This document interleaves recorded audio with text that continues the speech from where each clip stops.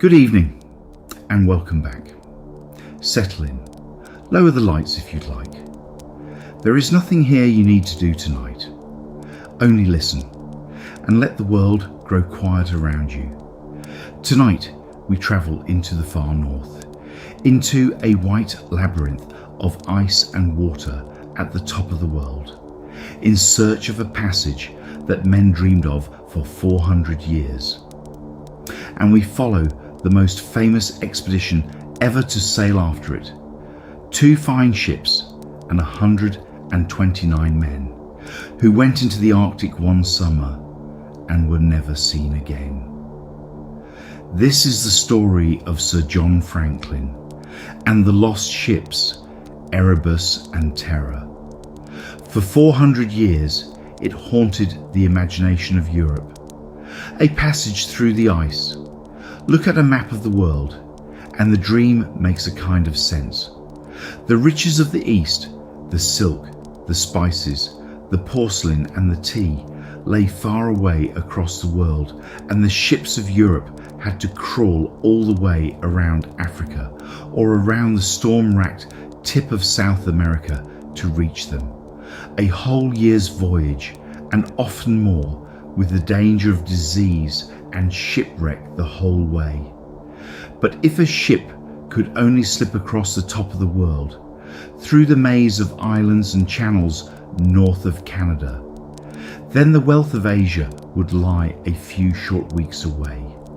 They called it the Northwest Passage, and the nation that found it, men believed, would hold the keys to the trade of the whole earth. The search began almost as soon as the New World itself was found.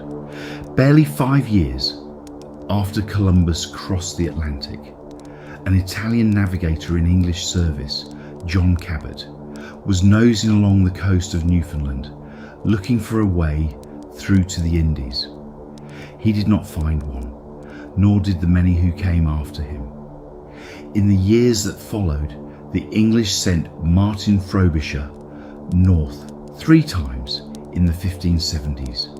He pushed into the cold seas off Baffin Island, and he came back convinced he had found 2 great prizes: a strait that would lead to the Pacific and a black ore that glittered with gold. Ships were fitted out. Hundreds of tons of the precious rock were hauled back to England across the ocean, and when at last it was tested, the gold proved to be nothing but worthless iron pyrite, fool's gold. The strait too led nowhere. Frobisher's fortune crumbled to dust in his hands. Then came Henry Hudson, one of the most determined of them all. In the year 1610, he sailed a little ship called the Discovery deep into the Canadian north and found a vast inland sea, the great bay that still bears his name today. He believed for a glorious moment that he had broken through to the Pacific at last. Instead, winter closed in and trapped his ship in the ice, and the long dark months wore his crew down to mutiny. When the ice finally released them in the spring, his men turned on him. They seized Hudson and his young son and a handful of sick and loyal sailors, and lowered them into a small open boat. Then they cut it loose and sailed away, and left them there, adrift in the cold immensity of the bay. Hudson and his companions were never seen again. No one knows how or where they died. And so it went, century after century. They went in tiny wooden ships into seas that no chart had ever mapped, where the cold could freeze a man where he stood and the ice could crush a hull like an eggshell. They found a bewildering wilderness of islands and frozen straits, a place that seemed almost designed to swallow ships whole. Some of those who sailed north came home with their tales and a little more of the map filled in. Many did not come home at all. The passage gave up its secrets one painful fragment at a time. A coastline here, a dead end there, a channel that led only to more ice. And still the dream would not die. By the early 1800s, Britain had become the greatest sea power the world had ever known. And when the long wars against Napoleon came to an end, the Royal Navy found itself with hundreds of idle ships and thousands of restless officers with no more battles left to fight. One man saw in all that idle power a chance to finish the old dream once and for all. His name was Sir John Barrow, and from his desk at the Admiralty, he became the great driving force behind a new age of Arctic exploration. Year after year, he sent expeditions north to find the passage and to reach the North Pole and to fill in the last white spaces at the top of the world. To go on one of Barrow's expeditions was to have a chance at lasting fame. The results came quickly, and some of them were strange. In 1818, an officer named John Ross sailed into Lancaster Sound, the very gateway, as it turned out, to the heart of the passage. And then, gazing west, he saw a great range of mountains blocking the way ahead, and he turned his ships around and sailed home. There were no mountains. What he had seen was a trick of the Arctic light, a mirage shimmering on the horizon, and he had given it a name and let it turn him back. The officers who had sailed with him were furious. They knew the way west had been open. One of those officers was William Edward Parry, and the very next year Parry sailed back through that same sound and kept going west and west, deep into waters no European ship had ever entered, until he had pushed further toward the Pacific than anyone in history. He won a great cash prize from Parliament for crossing a line of longitude no one had crossed before.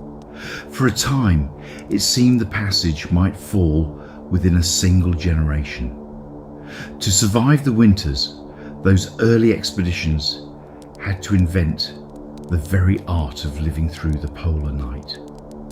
When Parry's ships were frozen in for the long darkness, he fought the cold and the crushing boredom with routine and good cheer.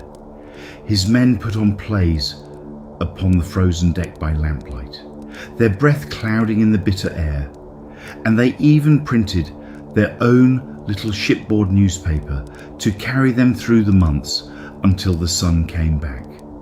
It was a lesson every expedition after them would take to heart, that in the Arctic a man's mind could fail him as surely as his body.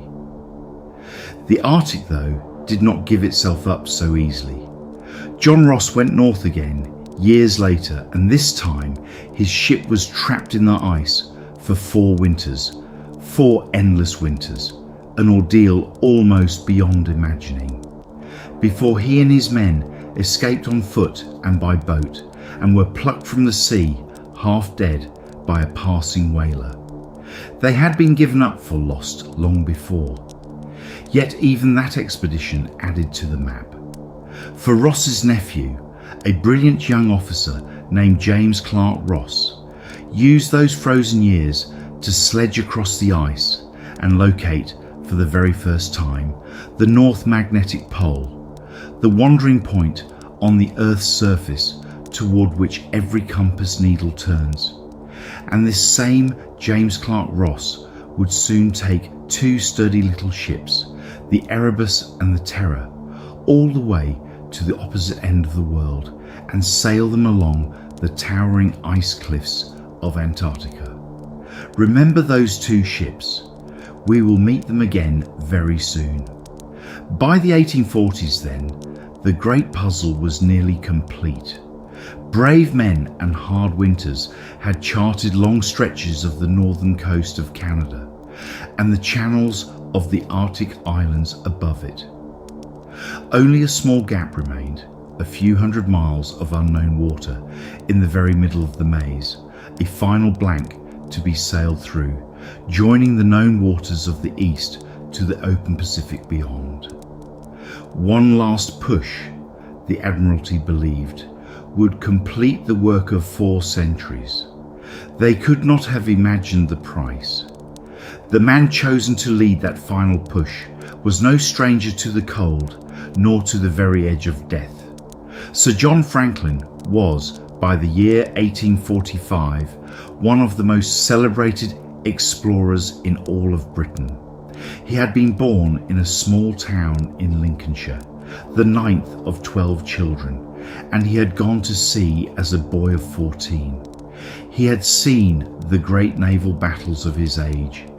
He was there at Copenhagen and at Trafalgar, aboard a ship of the line, where he felt the guns shake the world and watched the smoke roll across the water. He had even fought in the war against America, half a world away. The sea had been his whole life.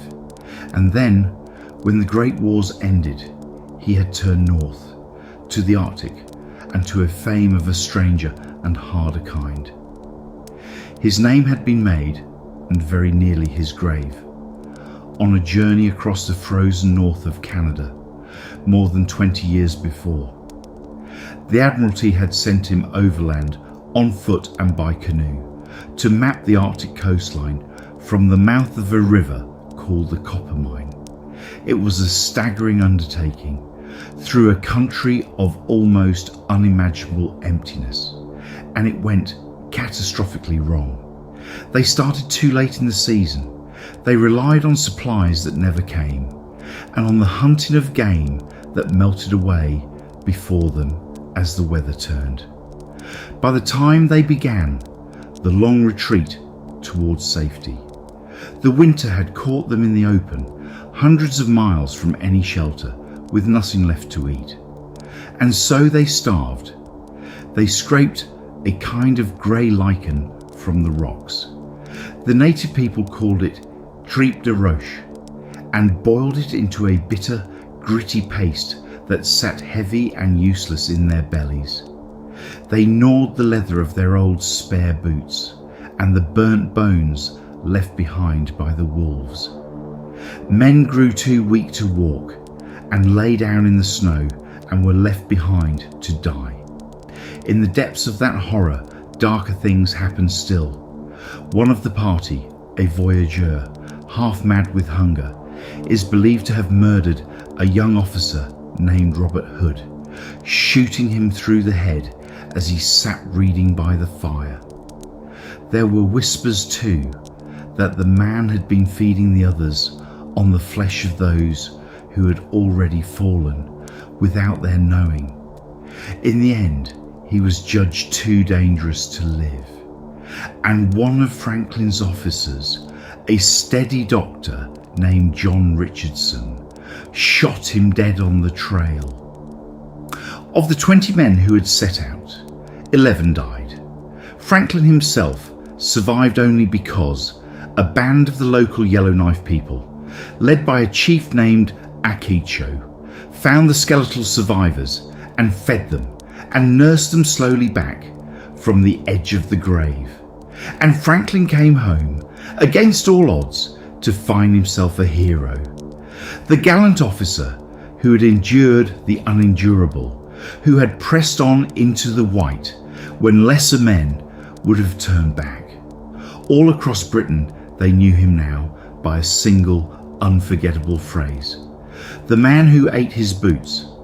He went north again on a second journey, and this one he managed with great care, and it went well. Hundreds of miles of new coastline added to the map, and every man brought home alive. He was knighted for it. He married and was widowed and married again. His second wife, a clever, strong-willed woman named Jane, of whom we shall hear a great deal before this story's done. And then, for a time, the Arctic released him.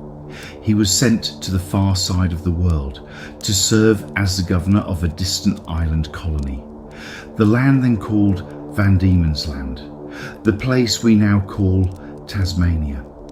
But it was an unhappy posting. He quarrelled with the powerful men beneath him, and in the end he was recalled to England under a cloud, his pride wounded, his good name in question. He wanted, more than anything, to set that right. And when the Admiralty began to plan its final glorious expedition, the one that would surely complete the passage at last, Franklin wanted the command of it with all his heart. He was nearing 60 now. Some thought him too old, too stout, too long away from the ice. He pressed his case all the same. "I might find my grave there," he is said to have replied to one such doubt. But he would not be left behind. In the end, he was given the command, and he set about it with the energy of a far younger man. And what a command it was!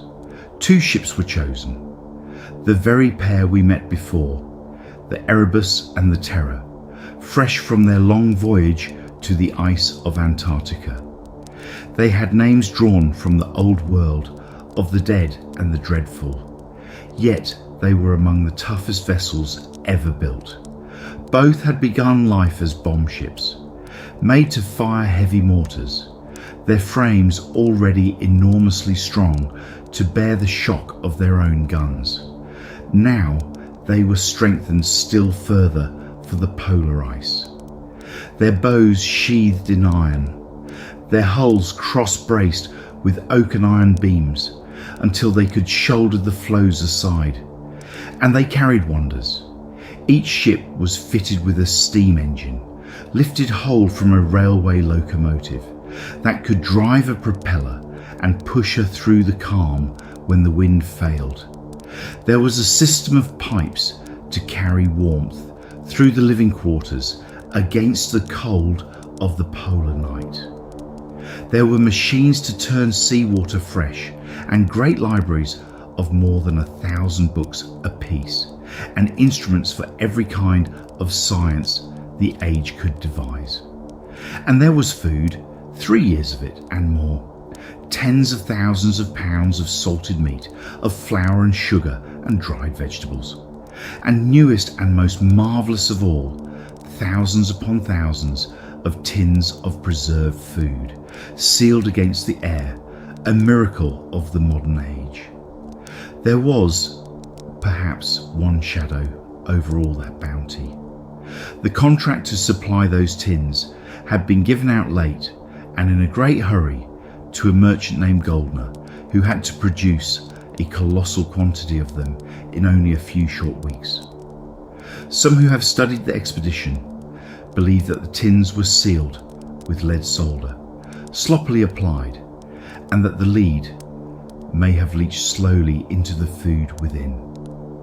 We will return to that quiet poison before the end. For now, the men who loaded those tins aboard saw only abundance. 134 men sailed in the 2 ships at the start. They were picked men, the best the Navy could offer, under officers of long experience. There was Franklin himself in command of the whole expedition and of the Erebus. There was his second, Francis Crozier, who had captained the Terror. A quiet, gifted Irishman who had spent more years in the ice north and south than almost anyone alive, and who knew in his bones how dangerous this work could be. Crozier carried a private sorrow north with him too.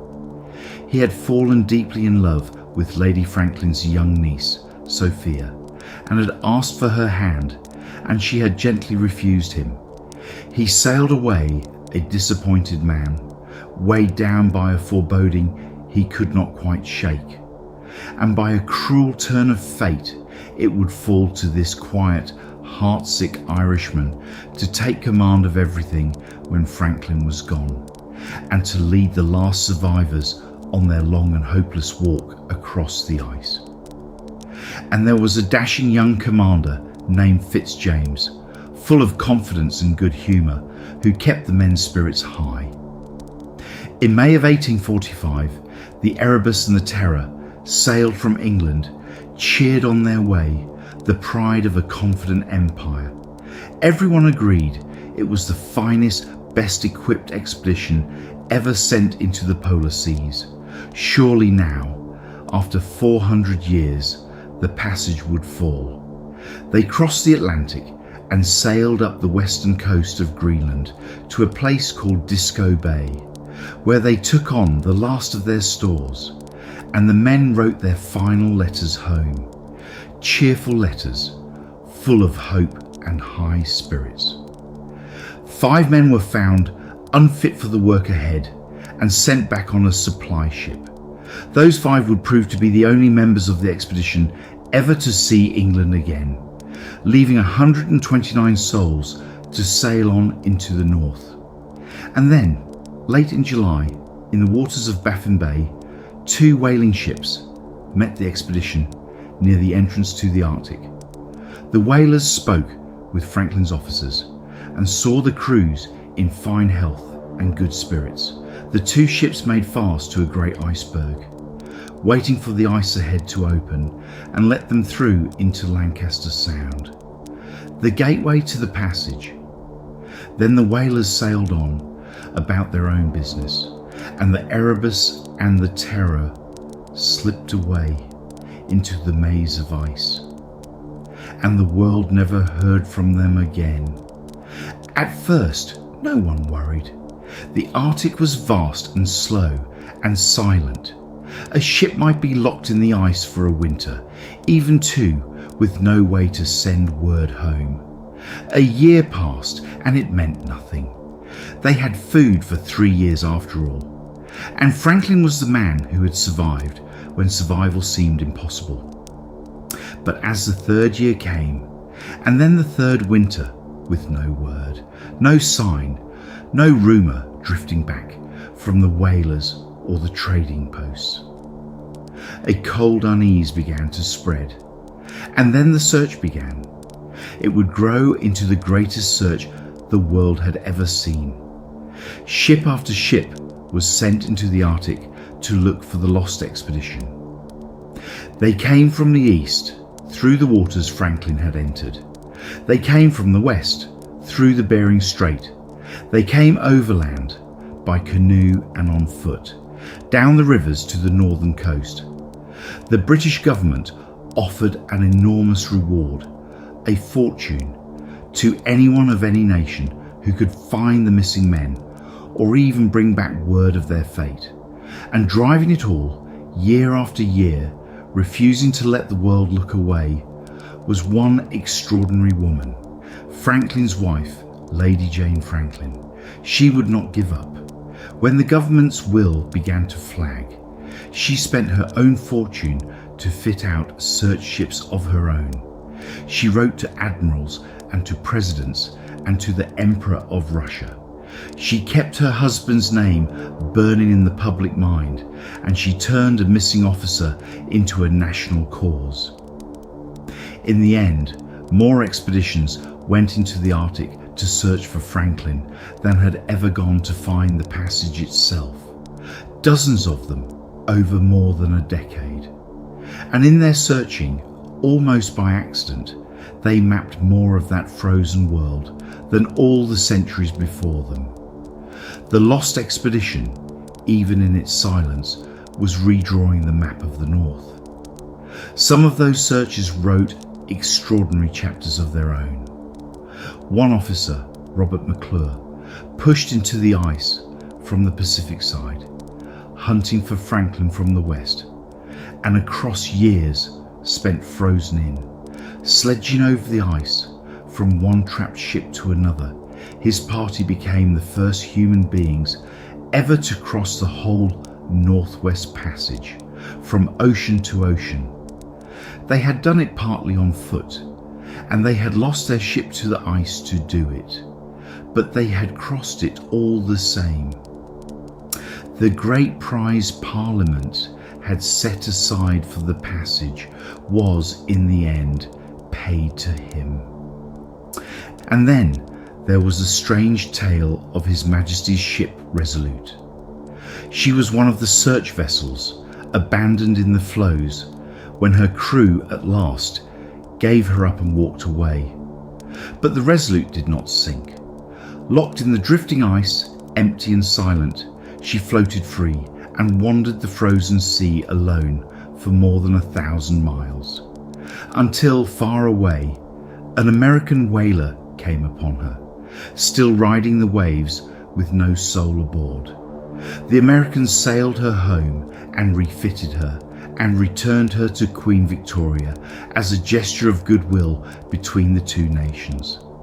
And long after, when the old ship was finally broken up, the Queen had a great writing desk built from her stout oak timbers and sent it across the Atlantic as a gift to the President of the United States.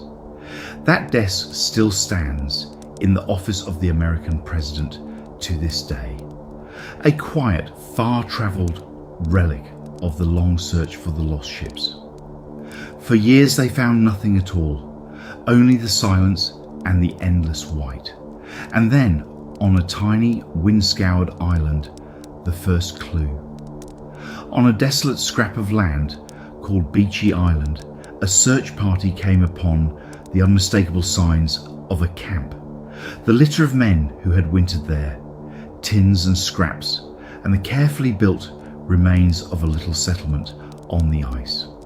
So this was where Franklin had spent his first winter in 1845 and 46, and there were 3 graves, 3 of Franklin's men, buried side by side beneath neatly lettered wooden headboards in that first dark winter. Their names were there for the searchers to read: Torrington and Hartnell and Brain. The cold of the Arctic had kept them almost perfectly, so that when, many years later, those graves were opened, the faces of the dead looked out across more than a century, scarcely changed by all that time. The men had still been strong enough then to carve a headboard and to bury their dead with care and ceremony. But of where the ships had gone next, of the fate of the living, there was nothing. No message left in a cairn, as the Navy's own orders required.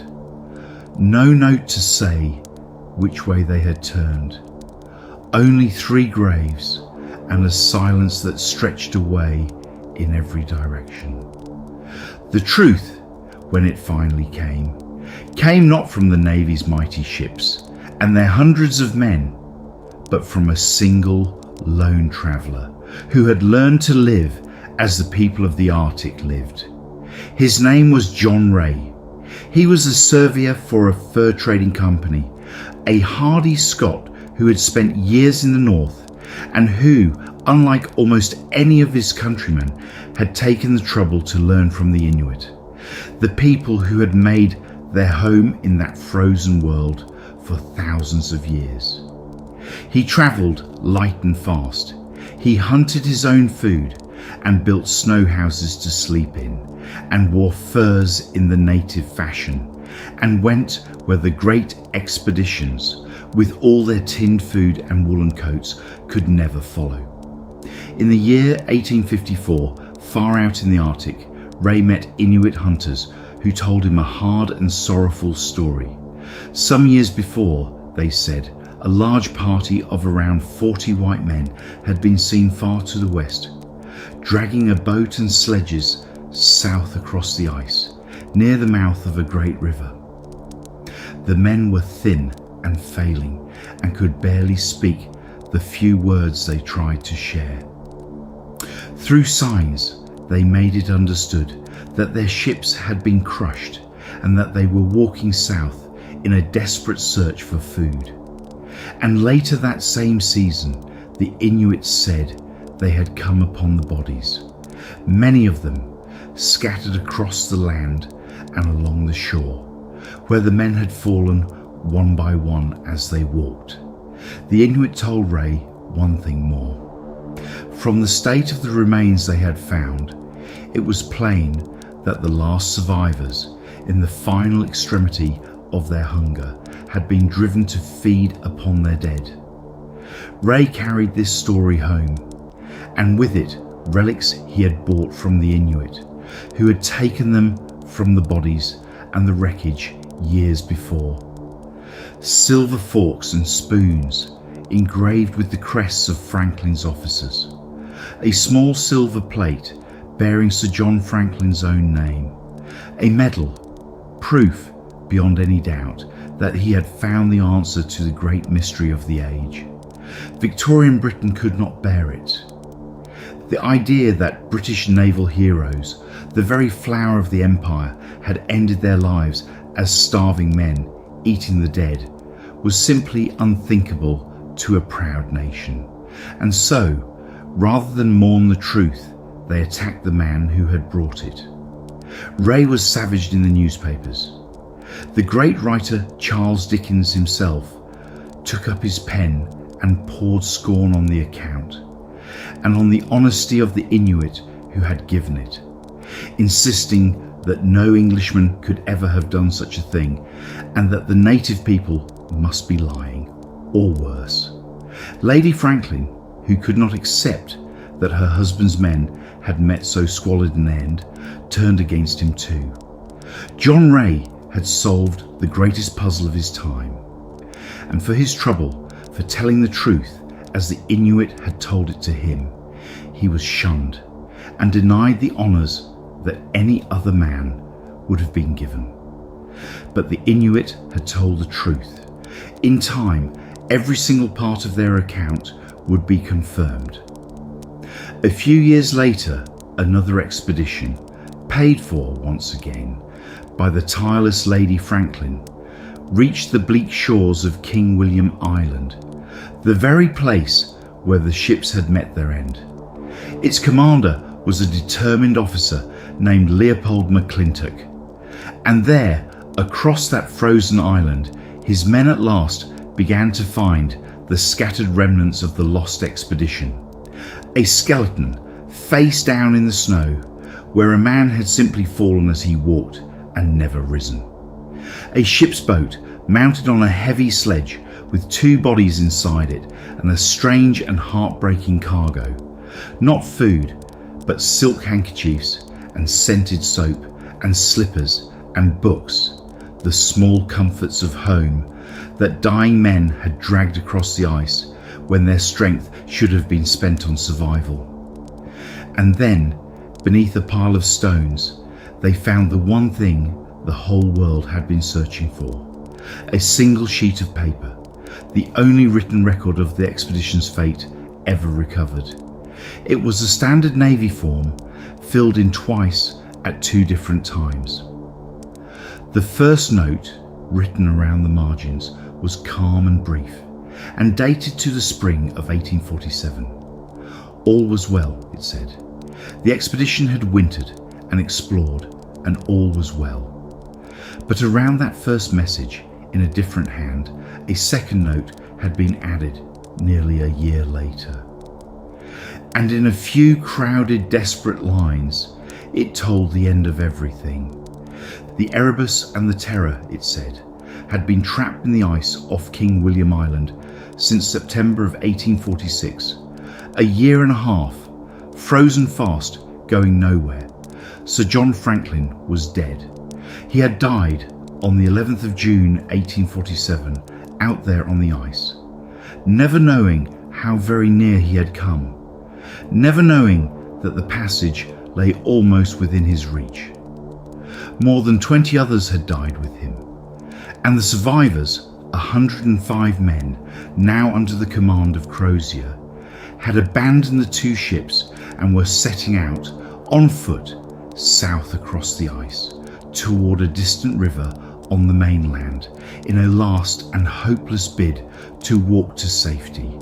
We know now what became of that march, for the land itself and the long memory of the Inuit have told the rest. Not one of them made it.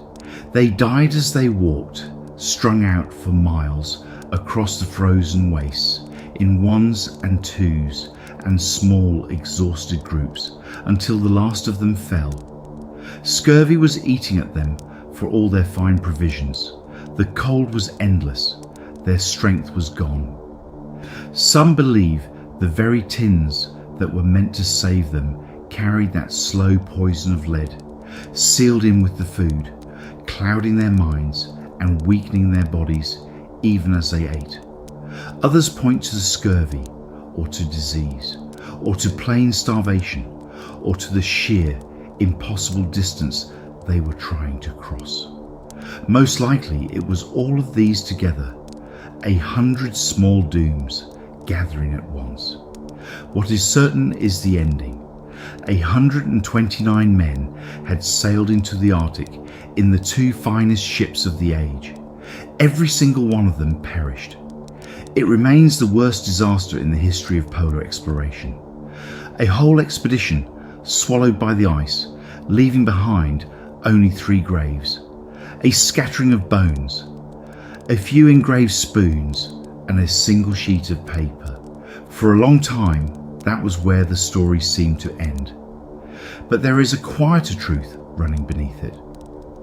All along, the people of the Arctic had known. The Inuit had watched the ships in the ice and met the starving men on their final march, and found the bodies afterward and remembered, passing the account down carefully, parent to child, generation to generation, for more than a century, exactly as it had happened. The world had simply refused to listen.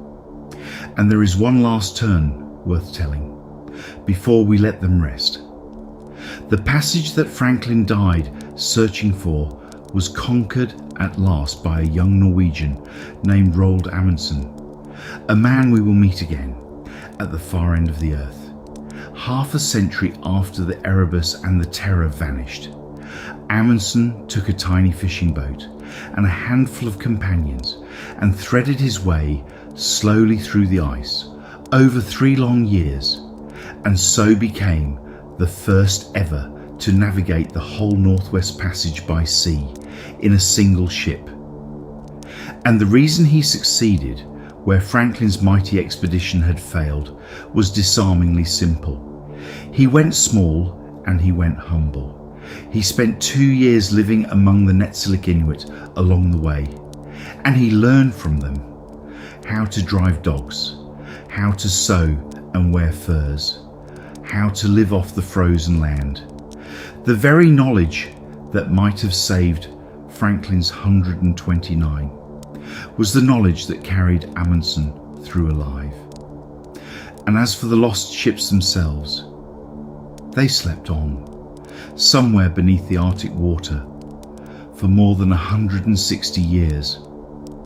When at last they were found, it was fittingly the memory of the Inuit that led the searchers to them, guided by their oral history, by old, carefully kept stories of a great ship seen in a certain bay, its masts standing above the ice, and of a gangplank to the shore.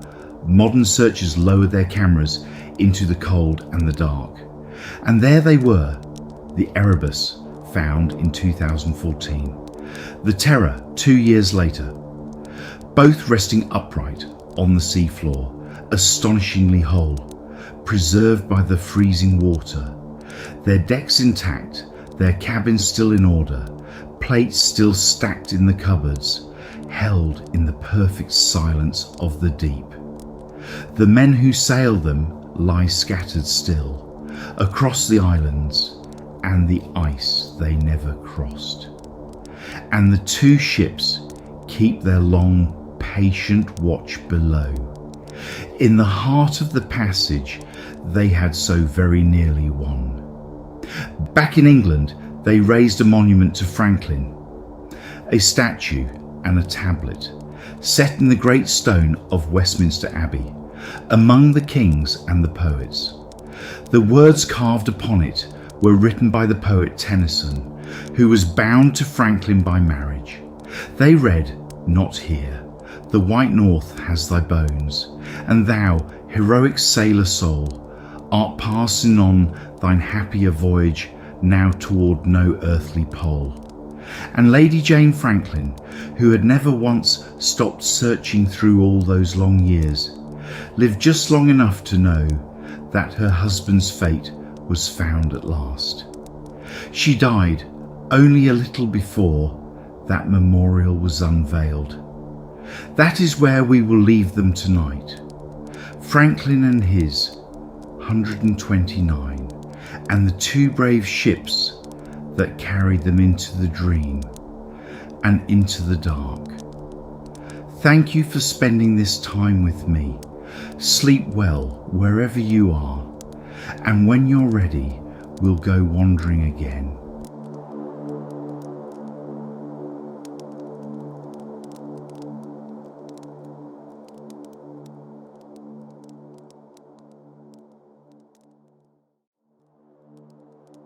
Good evening and welcome back. Settle in, lower the lights if you like. There is nothing here you need to do tonight. Only listen and let the world grow quiet around you. Tonight we return to the far north, to a place that is not quite land and not quite sea. A single point at the very top of the world where every direction is south, and where the ground beneath your feet is nothing but frozen ocean, drifting slowly on the dark water below. Men gave their fortunes, their health and their lives to stand upon that one shifting spot, and when at last 2 of them claimed they had, the world could not decide which of them to believe. This is the story of the race for the North Pole. The North Pole and the South Pole are nothing alike. The South Pole sits in the heart of a vast frozen continent, solid rock, buried under ice a mile and more deep, a place you can stand upon and mark and walk away from. The North Pole has no land beneath it at all. It lies in the middle of the Arctic Ocean, far from any shore, on a thin and restless skin of sea ice that is forever cracking, grinding and drifting with the currents below. Stand at the North Pole and within the hour the ice has carried you somewhere else. Plant a flag there and by morning it has wandered away across the frozen sea. To reach the pole then is to reach a place that will not hold still to be reached. And to know that you have reached it at all, you must be able to measure your position on a featureless white plain, with the sun low and circling, where every landmark is the same as every other, which is to say, none at all.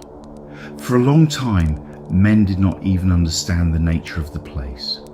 There was a strange and stubborn belief, held by serious and learned people for the better part of a century, that if a ship could only batter its way through the ring of pack ice that guarded the Arctic, it would break out at last into an open ice-free sea at the very top of the world. A warm polar ocean, they imagined, kept thawed by the endless summer sun, where a vessel might simply sail to the pole as easily as crossing a bay. They called it the open polar sea. Maps were drawn of it. Learned men argued for it, and ship after ship went north to find it. They found only more ice. The pack closed around their wooden hulls and held them fast through the long darkness of the polar winter. Some ships were crushed and swallowed whole. Some crews struggled home across the floes, half-starved. Some never came home at all. The open polar sea was a phantom, a beautiful idea with nothing beneath it, and the men who chased it paid the price in full. For the pole itself drew men as surely as the passage ever did, and it killed them just as readily. The first to make a true attempt upon it was the same William Parry who had pushed so far west in search of the passage. In 1827 he tried a daring new idea: to leave his ship at the edge of the ice and travel the rest of the way north on foot, dragging boats that could be sledged across the floes and rowed over the open leads. He and his men hauled north for weeks and reached a point further north than any human being had yet stood. And then they made a bitter discovery. The vast field of ice they were marching across was itself drifting south, carried by the current beneath it, at times faster than they could walk. They were labouring north all day, only to be swept back south in the night. At last, exhausted and defeated by the sea itself, they turned around. The record they set that day would stand unbeaten for nearly 50 years. The Americans took up the chase, pushing their ships up the icy channels between Greenland and the islands to the west, still chasing the dream of that open sea. And their stories grew darker the further they went. On one expedition, the commander, a man named Hall, died suddenly and in great agony, convinced in his final days that he had been poisoned by his own officers. And when that same ship was later caught in the breaking ice, half her company were carried off on a drifting floe, separated from the rest, and survived an astonishing 6 months adrift on that slowly shrinking raft of ice, living on seals and on what they could catch before they were plucked from the sea alive at last. Darkest of all was the fate of the Greely expedition. 25 American soldiers and scientists went north to a station on the far Arctic coast to gather knowledge for the world. And then their relief ships failed to reach them, not once, but 2 years running. As their food ran out, they retreated south to a barren spit of rock called Cape Sabine, and there they settled in to wait out a winter and to starve. One by one they died of hunger and cold and scurvy through the long darkness, while the survivors grew too weak even to bury them. When rescue finally came, only 6 of the 25 were still alive, barely, among the bodies of their friends. There were whispers afterward of what the living had been driven to do, to stay that way. It was the Franklin tragedy all over again, in miniature and within living memory. And then there was the strangest dream of all, to reach the pole, not over the ice, but above it. In 1897, a Swedish engineer named André and 2 companions climbed into the wicker basket of a great hydrogen balloon on a lonely Arctic island and lifted off to float across the top of the world upon the wind. They were never seen alive again. The Arctic kept their secret for 33 years, until, by pure chance, a passing expedition stumbled upon their last camp on a frozen shore and found their bodies and their diaries, and even the undeveloped film still in their camera, which gave up its ghostly pictures after 3 decades in the ice. From those photographs and journals, the world pieced together the end. The balloon had come down on the ice after only a few days aloft, and the 3 men had walked for months across the floes and had very nearly reached safety before the cold took them one by one. This was the company that Nansen and Peary were about to join, a long sombre roll of the brave and the lost. The pole did not give itself up cheaply, but out of one of those disasters came the strange and accidental clue that would change everything. In the year 1879, an American ship sailed north into the ice off the coast of Siberia. Her name was the Jeannette, and she had been fitted out with the fortune of a newspaper baron, hungry for the headlines that the conquest of the pole would bring. Her captain was a young naval officer named George DeLong, and he carried with him the great fashionable theory of the day, that a warm ocean current flowing up from the Pacific would carry his ship through the ice and on toward the open polar sea. The current did not carry the Jeannette to the pole. The ice took her instead. For nearly 2 years, she lay locked in the pack, drifting helplessly wherever the floes chose to go. Her crew waited and watched and hoped through one winter and then another, while the ice carried them slowly this way and that, but never to the open water they had been promised. And at last, in the summer of 1881, the pressure of the ice grew too great, and the floes closed in and crushed her and stove in her sides, and the Jeannette went down beneath the ice that had held her so long. Her men were left on the frozen sea, hundreds of miles from any living soul, with 3 small boats and what they could drag. What followed was an ordeal almost beyond telling. They hauled their boats across the broken, heaving ice toward the distant coast of Siberia, week after brutal week.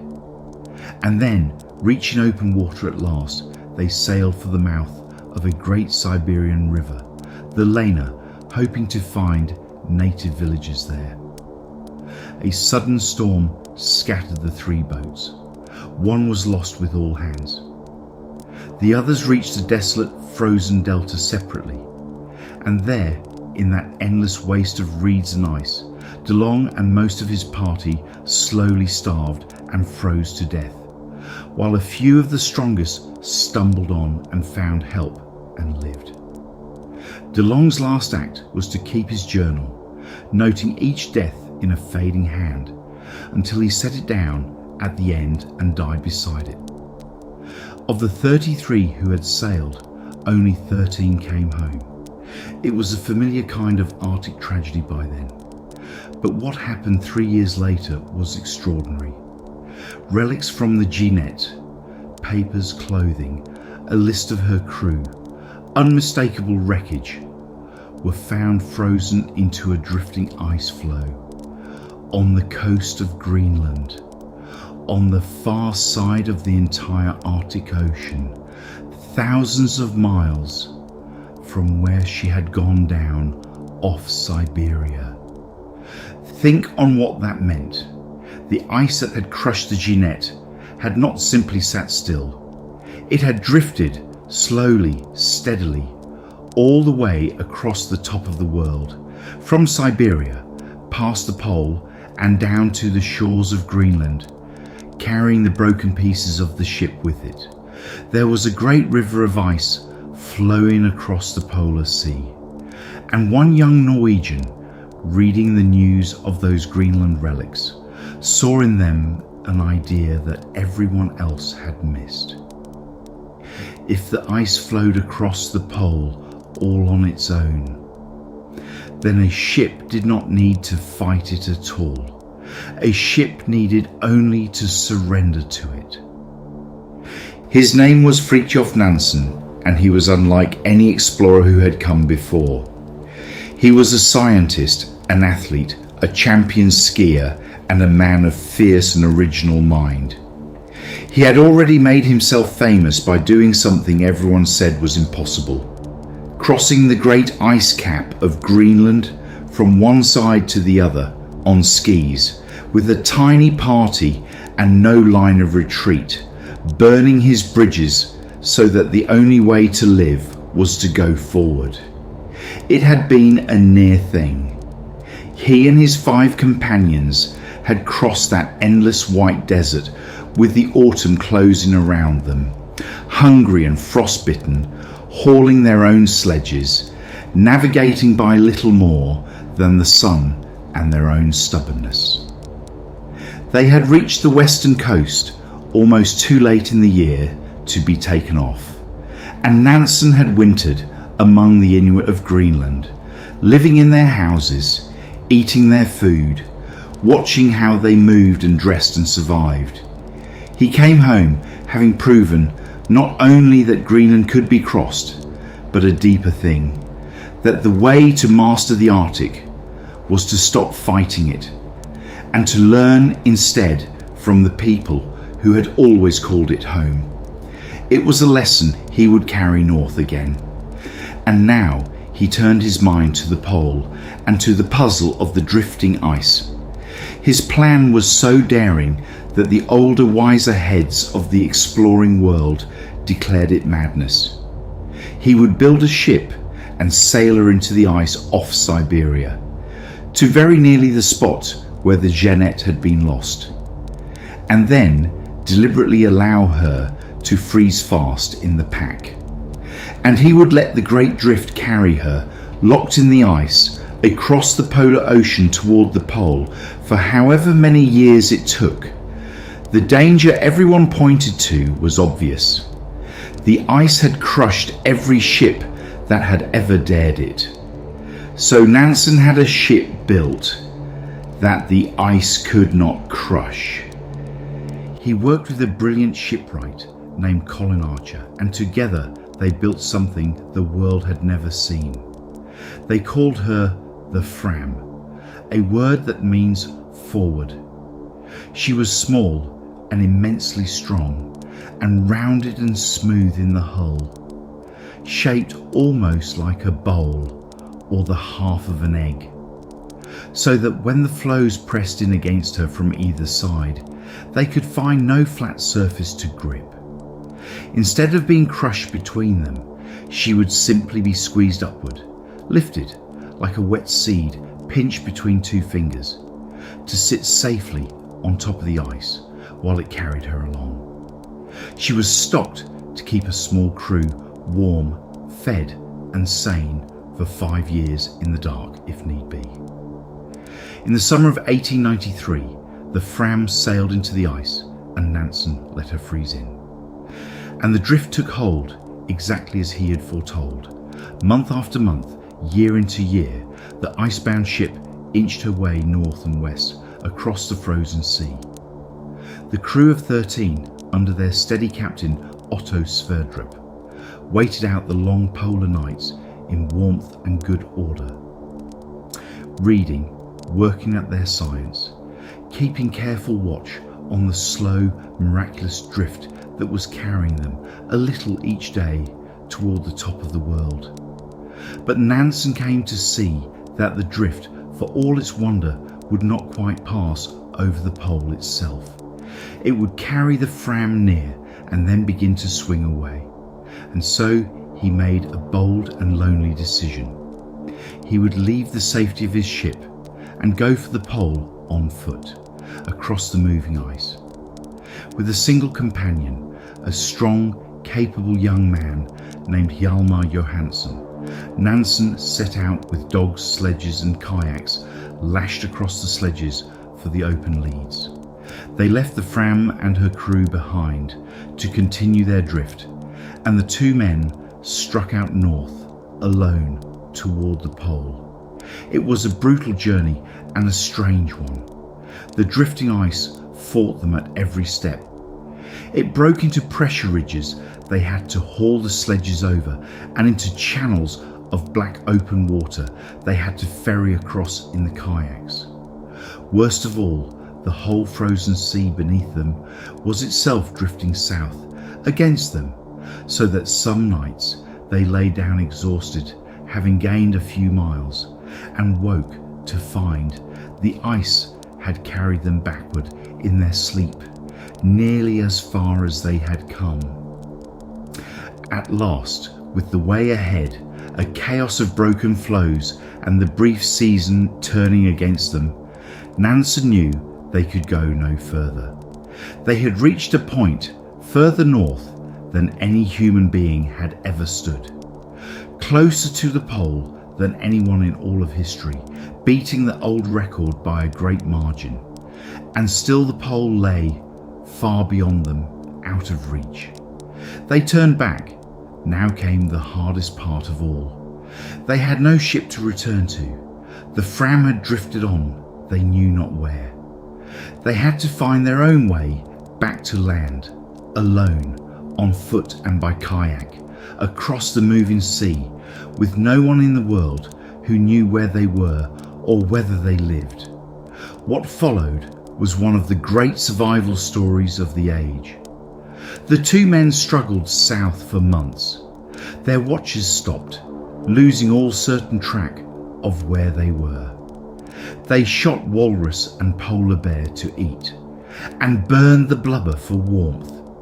When the winter caught them, they killed and ate the last of their dogs and built a low hut of stones and moss and walrus hide on a frozen shore and crawled inside and waited out the long darkness. 2 men, alone, in a hole in the ground at the top of the world, sleeping nearly the whole day, through to save their strength, their clothes stiff with grease and filth. And then, in the spring, came a moment so unlikely it reads like invention. Out walking near their miserable hut, Nansen heard across the frozen waste a sound that did not belong there. A dog barking, and then a human voice. He walked toward it, a ragged, black, blubber-soaked, long-haired figure who had not seen another human being but Johansen in over a year, and met in the middle of that nowhere an English explorer whose own expedition happened by the sheerest chance to be camped only a little way off. The Englishman peered at the wild apparition coming toward him and asked carefully, "Aren't you Nansen?" And the stranger answered, "Yes, I am Nansen." He had been given up for dead. He came home to find himself the most famous man in Norway. And within days of his own return, the Fram herself broke free of the ice north of Spitsbergen and sailed into harbour. Every man aboard alive and well, her great drift complete, exactly as Nansen had said it would be, years before, when they had called him a madman. He had not reached the pole, but he had shown the world how the polar sea truly worked, and he had gone closer than any man before him, and he had come home to tell it.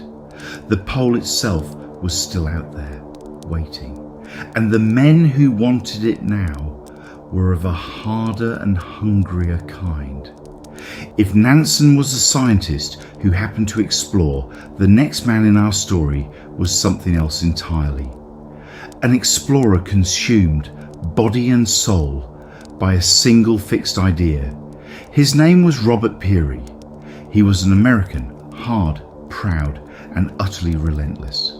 And for more than 20 years, he gave his whole life to one goal: to be the first man to stand the North Pole and to be remembered forever as the man who did it. He went north again and again, expedition after expedition, learning the Arctic the hard way, season by season, decade by decade. He learned his most important lessons from the people who knew that world best. The Inuit, the polar Inuit of northern Greenland, who had thrived in that frozen place for countless generations. From them, Peary learned to build snow houses, to drive teams of dogs, to wear fur clothing in the native way, to travel and hunt and survive as they did. He built his whole method upon their knowledge, and he leaned upon their labour and their skill at every step. And it cost him dearly. On one expedition, the cold took 8 of his toes to frostbite. They had to be cut away, and afterward he walked with a strange, shuffling gait for the rest of his life. When he understood what he had lost, he's said to have scratched a few defiant words in Latin on the wall, that he would find a way or make one. He pressed on. The pole had become the only thing that mattered to him, the prize for which he had already given so much of his own body. Over those long years, Peary built what he proudly called his system, a way of attacking the pole like a military campaign. Wave after wave of men and dogs would lay a trail and cache food along it, each supporting party turning back in its turn, so that the final, freshest team could make a dash for the pole from the furthest possible point.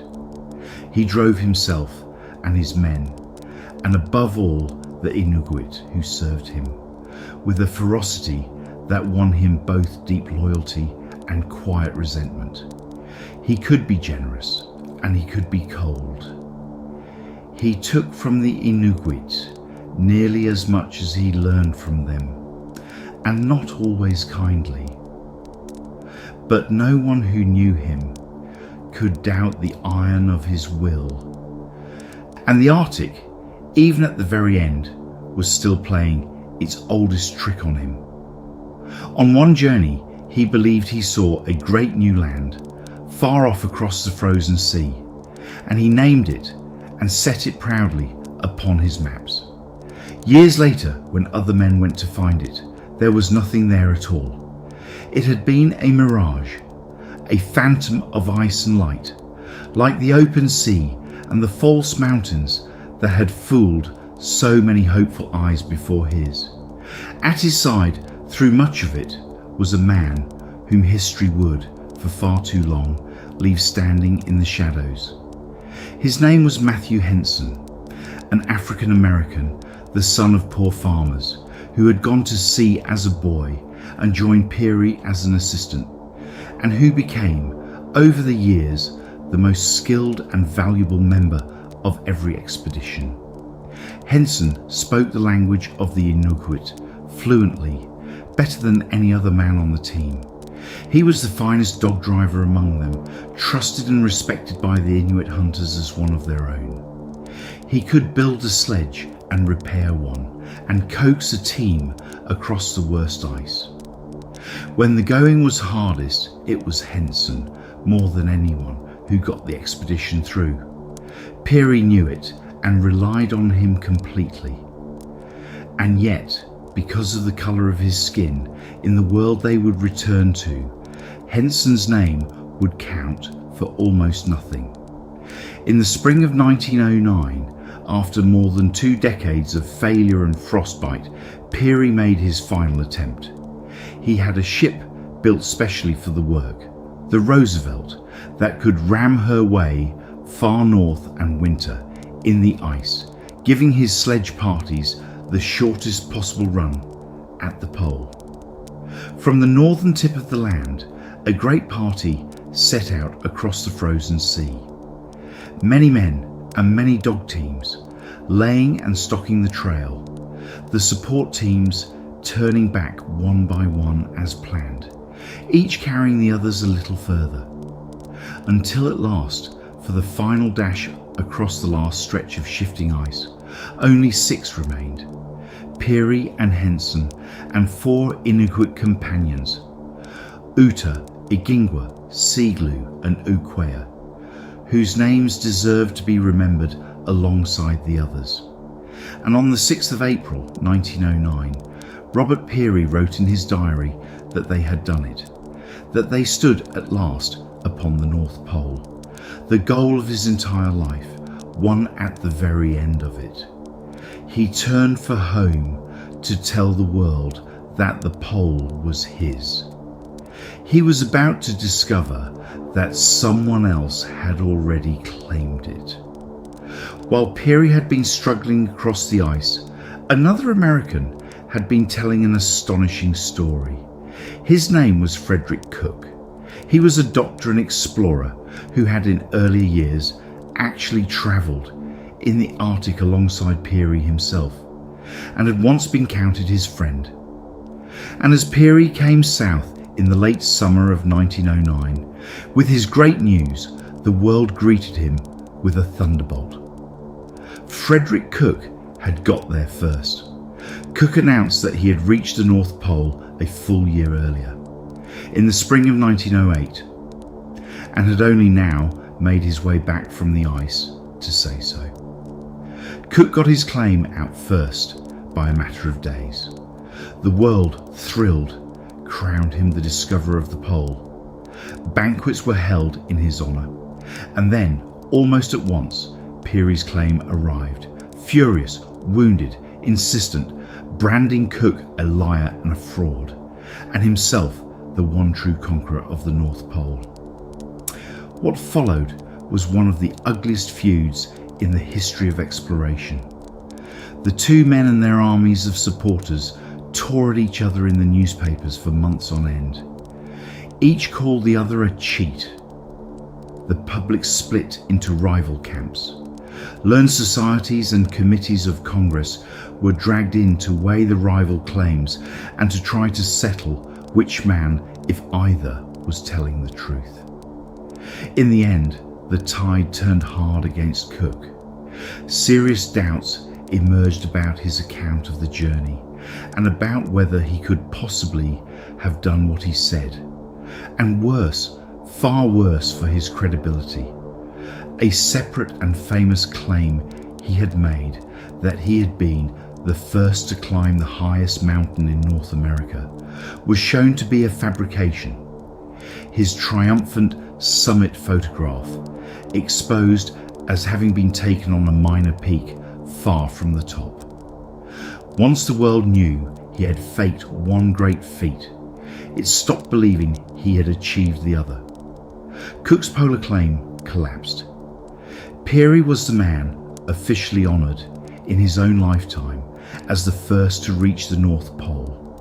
And yet, in the long years since, historians have looked very hard at Peary's own claim, at his diary, at the astonishing speeds he said he had made over the ice in those final days, at the simple fact that, for the last and decisive stretch, he kept no companion with him who was trained to take an independent reckoning of their position. The distances he claimed to have covered day after day were so great as to strain belief, and the proof, examined coldly, simply does not settle the matter. So we are left with a strange and quiet truth at the very heart of this great race. We do not know, we may never know, whether Frederick Cook reached the North Pole, and we do not know for certain whether Robert Peary reached it either. The two men spent the rest of their lives insisting, each of them, that he alone had stood at the top of the world. And the ice, which keeps its own counsel, has never told. There is one more wrong that time has slowly tried to set right. For decades, the world remembered Peary's name and forgot the men who had actually got him there. Above all, Matthew Henson. By Henson's own account, on that final day, it was he who had gone ahead and reached the spot first, planting his feet on the place they took to be the pole before Peary came up behind.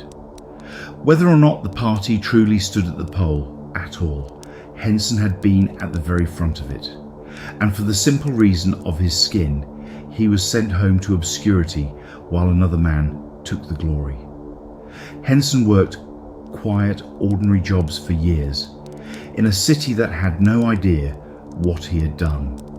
Only late in his life, and more fully after his death, did his country begin to honour him at last, with medals and recognition, and finally a place of honour among the nation's heroes, his name set beside Peary's where it had always belonged.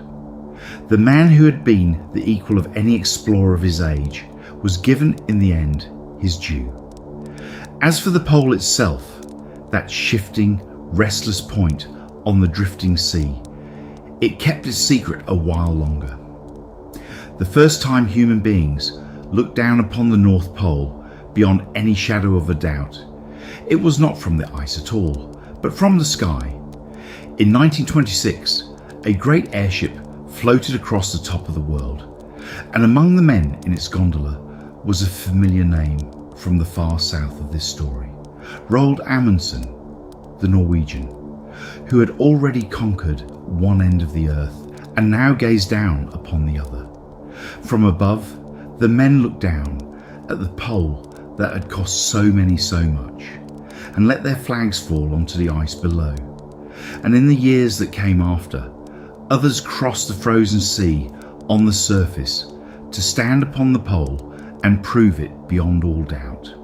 First riding north on rumbling machines, and then, the very next year, on foot behind their dog teams, the first to haul themselves all the way across the drifting ice to the pole and be believed. They had finished at last the work that Nansen and Peary and Henson had given so much of themselves to begin. As for Nansen himself, he never returned to the ice.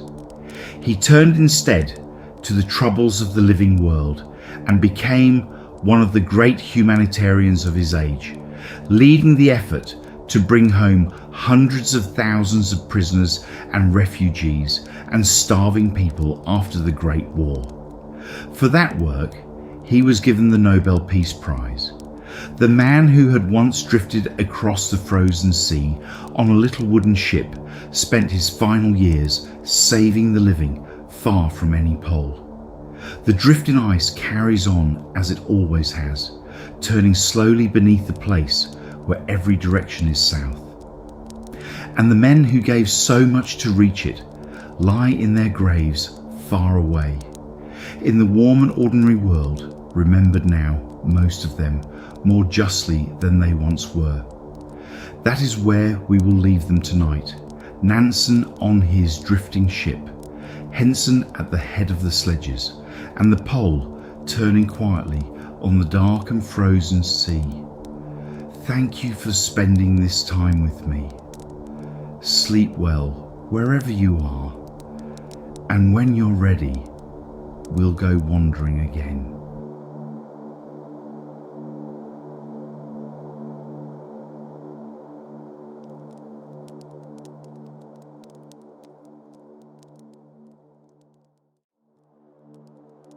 Good evening and welcome back. Settle in. Lower the lights if you'd like. There is nothing here you need to do tonight. Only listen and let the world grow quiet around you. Tonight we travel to the bottom of the world, to the last great prize left on the map, the South Pole, deep in the frozen heart of Antarctica. Two men set out to claim it in the same season, by different roads, with different beliefs about how such a thing should be done. One of them would reach it and come safely home.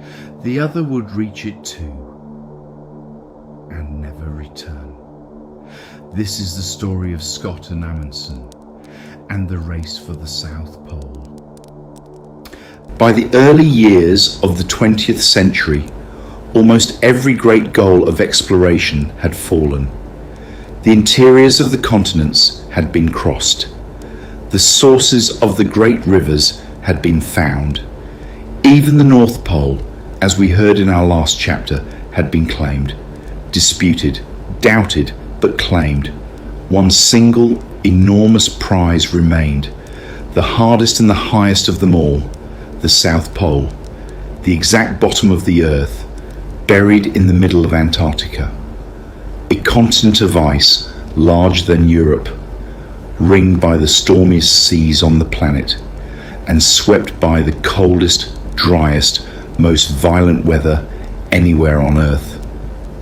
To reach it, a man would have to land on the very edge of that frozen continent, survive a winter in the dark, and then march hundreds of miles across a great floating ice shelf, climb a glacier, up through a mountain range to a frozen plateau 2 miles high, and cross that plateau to the pole, and then turn around with his strength already half gone and march all the way back again before the brief southern summer closed and the killing cold returned. It was the longest and most dangerous journey left on Earth.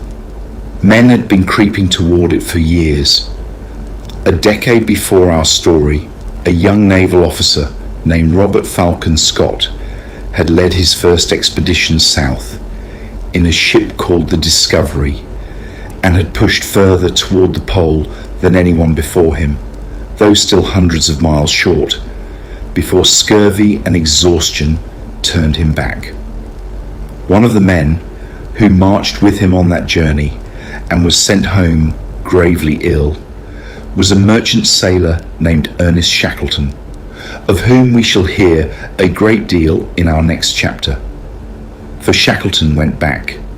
A few years later, he led his own expedition south, and he very nearly took the prize.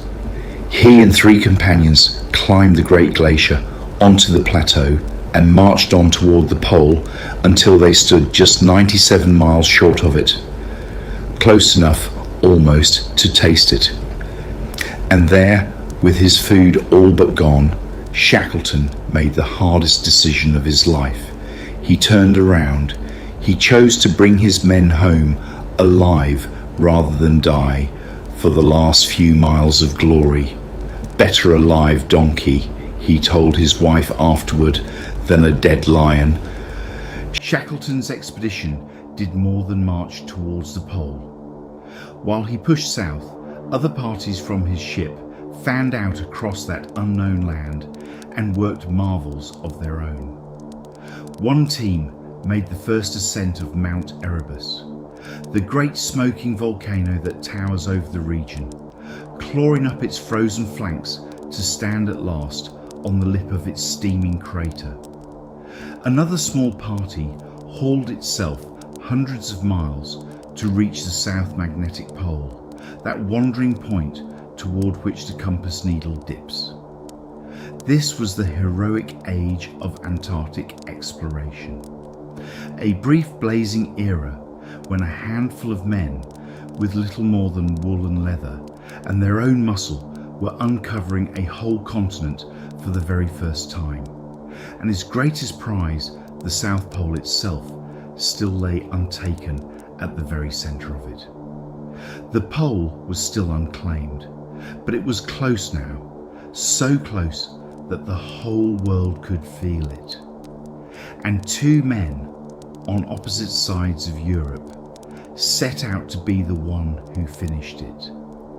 The first was Scott, back again in a ship called the Terra Nova, at the head of a large and ambitious British enterprise.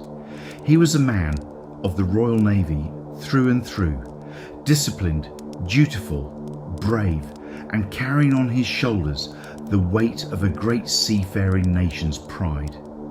He meant to reach the pole, yes, but he also meant to carry out a vast program of science along the way, and his expedition sailed south heavy with specialists and instruments as well as sledges and stores. The second man was a Norwegian, and his name we already know, Roald Amundsen. Amundsen had grown up worshipping the polar explorers of old.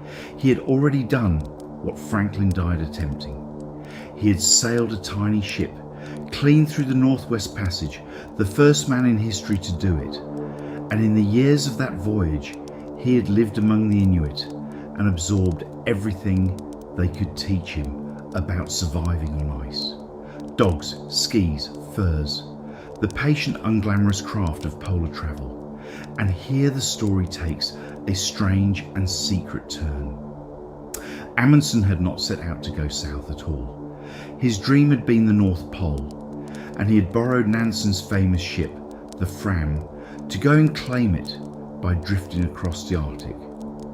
But while he was deep in his preparations, the news broke that the North Pole had been claimed by the Americans, Cook and Peary. The prize he had spent years planning for was suddenly gone. So Amundsen made a quiet, audacious decision. He would say nothing. He would turn south instead and race for the bottom of the world. And he would tell almost no one until it was far too late for anyone to stop him. He kept the secret even from most of his own crew, who believed they were sailing for the Arctic until they were already at sea, when he gathered them on deck and told them the truth. And to Scott, far away and preparing his grand British expedition, Amundsen sent only a single, brief, electric telegram to say that he too was now bound for the Antarctic. That short message told Scott in a handful of words that the journey he had planned as a careful scientific march had just become a race. He had a rival now, and a formidable one. The 2 men carried 2 completely different philosophies south with them. And in the end, those philosophies decided Amundsen's way was the way of the Inuit, refined to a fine and ruthless edge. He would travel light and fast, on skis, behind teams of strong sled dogs. The dogs would haul the loads, and as the journey went on and the loads grew lighter, the weakest of the dogs would be killed one by one to feed both the men and the other dogs. It was hard, and Amundsen knew it was hard, and it weighed on him. But it was efficient, and it was how the people of the ice had always survived. Every part of his plan bent toward a single purpose: reach the pole and get home alive. Scott's way was the way of the British tradition, and it was a tangle of methods, none of them quite right for the task. He brought Siberian ponies, which suffered terribly in the cold, sank through the soft snow, and could not be fed off the land. He brought newfangled motor sledges, machines that broke down and were abandoned within days. He brought some dogs, but he never fully trusted them, nor used them as Amundsen did. And so, for the hardest miles of all, the long haul across the high plateau to the pole and back, Scott fell back on the oldest and most exhausting method of British polar travel: man-hauling. The men themselves would strap into the harnesses and drag their heavy sledges across the ice, on foot, by main strength, hundreds of miles in the thin cold air, 2 miles above the sea. 2 roads to the same point, one built for speed and survival, one built on courage and muscle and the long weight of tradition. Both expeditions reached Antarctica in early 1912 summer, the southern summer that runs through our December and January, and made their bases on the Great Ice Shelf to wait out the long polar winter and prepare. Amundsen had chosen his ground shrewdly and boldly. He set his base, which he called Framheim, in a bay of the ice itself, closer to the pole than Scott's by some 60 miles. A head start of days, won simply by where he dared to land. It was a gamble, for the ice he camped upon could in theory break away into the sea. But it paid him a shorter road to the pole. Scott set his quarters on solid ground at Cape Evans, in the lee of a smoking volcano, a busier and fuller place, scientists at their work, a whole community of men with many purposes. Through the dark of the winter, that hut at Cape Evans became a small, warm world unto itself. The men slept in curtained bunks they nicknamed the tenements, and gathered each evening around the long table for lectures on everything from the management of horses to the slow movement of glaciers. They marked midwinter, the very pivot of the long night, with a great feast and songs and foolery. They even wrote and printed a little book of their own, there on the ice, with a small press they had carried all the way south. It was the same quiet battle the polar men had always fought through the dark months, to keep the mind whole and the spirit up, until the sun came back and the real work could begin. Through the dark months, both camps prepared. Amundsen's men worked with a quiet, total, single-minded focus, perfecting their gear, shaving ounces from their sledges, improving their boots and bindings, and laying out depots of food far to the south, marked carefully so they could be found again, so that the polar journey itself would be as light and as swift as possible. Everything was rehearsed, everything was sharpened to a fine edge. Scott's preparations were broader and more divided. Real and valuable science was done, and one episode from that winter has become famous on its own as perhaps the strangest sledging journey ever made. 3 of Scott's men, his friend the Dr. Edward Wilson, the indefatigable young officer Henry Bowers, and a younger man named Apsley Cherry Garrard, set out in the very depth of the winter night, in total darkness, to haul a sledge across the ice to a distant cape, to collect the eggs of the emperor penguin. The eggs were wanted for science, to study how the birds had evolved. And to get them, the 3 men endured what one of them would later call the worst journey in the world. They hauled through temperatures that fell to 60 and 70 degrees below freezing, in darkness so complete they could not see the ground. Their clothes froze solid around them. Their teeth shattered from the chattering cold.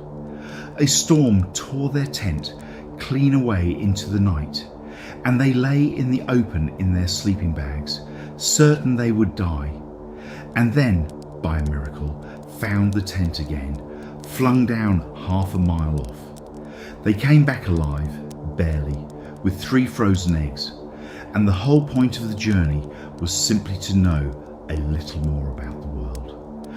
When the southern spring came and the light returned, the race itself began. Amundsen, eager, made one false start. He set out too early, into cold so savage that his dogs began to die in their traces, and his men suffered frostbite, and he was forced to turn back to Framheim and wait. It bred tension in the camp. That false start very nearly became a disaster in itself. The men straggled back, frostbitten and scattered, and some were lucky to be alive. And in the bitter aftermath, one of Amundsen's most experienced men, Hjalmar Johansen, the very same who had marched to the edge of the North Pole with Nansen years before, openly criticised his leader for the reckless haste. Amundsen could not let the challenge stand. When the Polar Party was finally chosen, Johansen was left out of it and handed a lesser task instead. He went home to Norway humiliated, his great days behind him. It was the one shadow over Amundsen's otherwise flawless campaign. A reminder that even the best run expedition was held together by the will of one man and the loyalty of all the rest. But he waited and he chose his moment, and when at last he launched his polar journey in earnest, it ran almost like clockwork. Scott's polar journey set out as a far larger and slower procession, with supporting parties hauling alongside, the men leaning into their harnesses day after day, the ponies floundering and being shot as they failed, the motor sledges already abandoned far behind. The ponies were Oates's special burden. A cavalry officer, he understood horses better than any man on the expedition, and he could see from the very start that these poor beasts were wrong for the work. They sweated and then froze. They broke through the soft snow, and they could not be fed off the land as the dogs could. He had argued against bringing them and been overruled. Now he nursed them south as far as they could go, before, one by one, they had to be shot for their meat. He had been right about them all along, and it gave him no comfort at all. And there was one decision made along the way that would matter more than anyone knew. A depot of food and fuel, the last great storehouse on the route home, was laid down miles short of where it had been meant to go. One of Scott's officers had argued to push it further south. It was left where it was. Remember that depot. It will return at the very end of this story. Amundsen's march to the pole was a quiet masterpiece.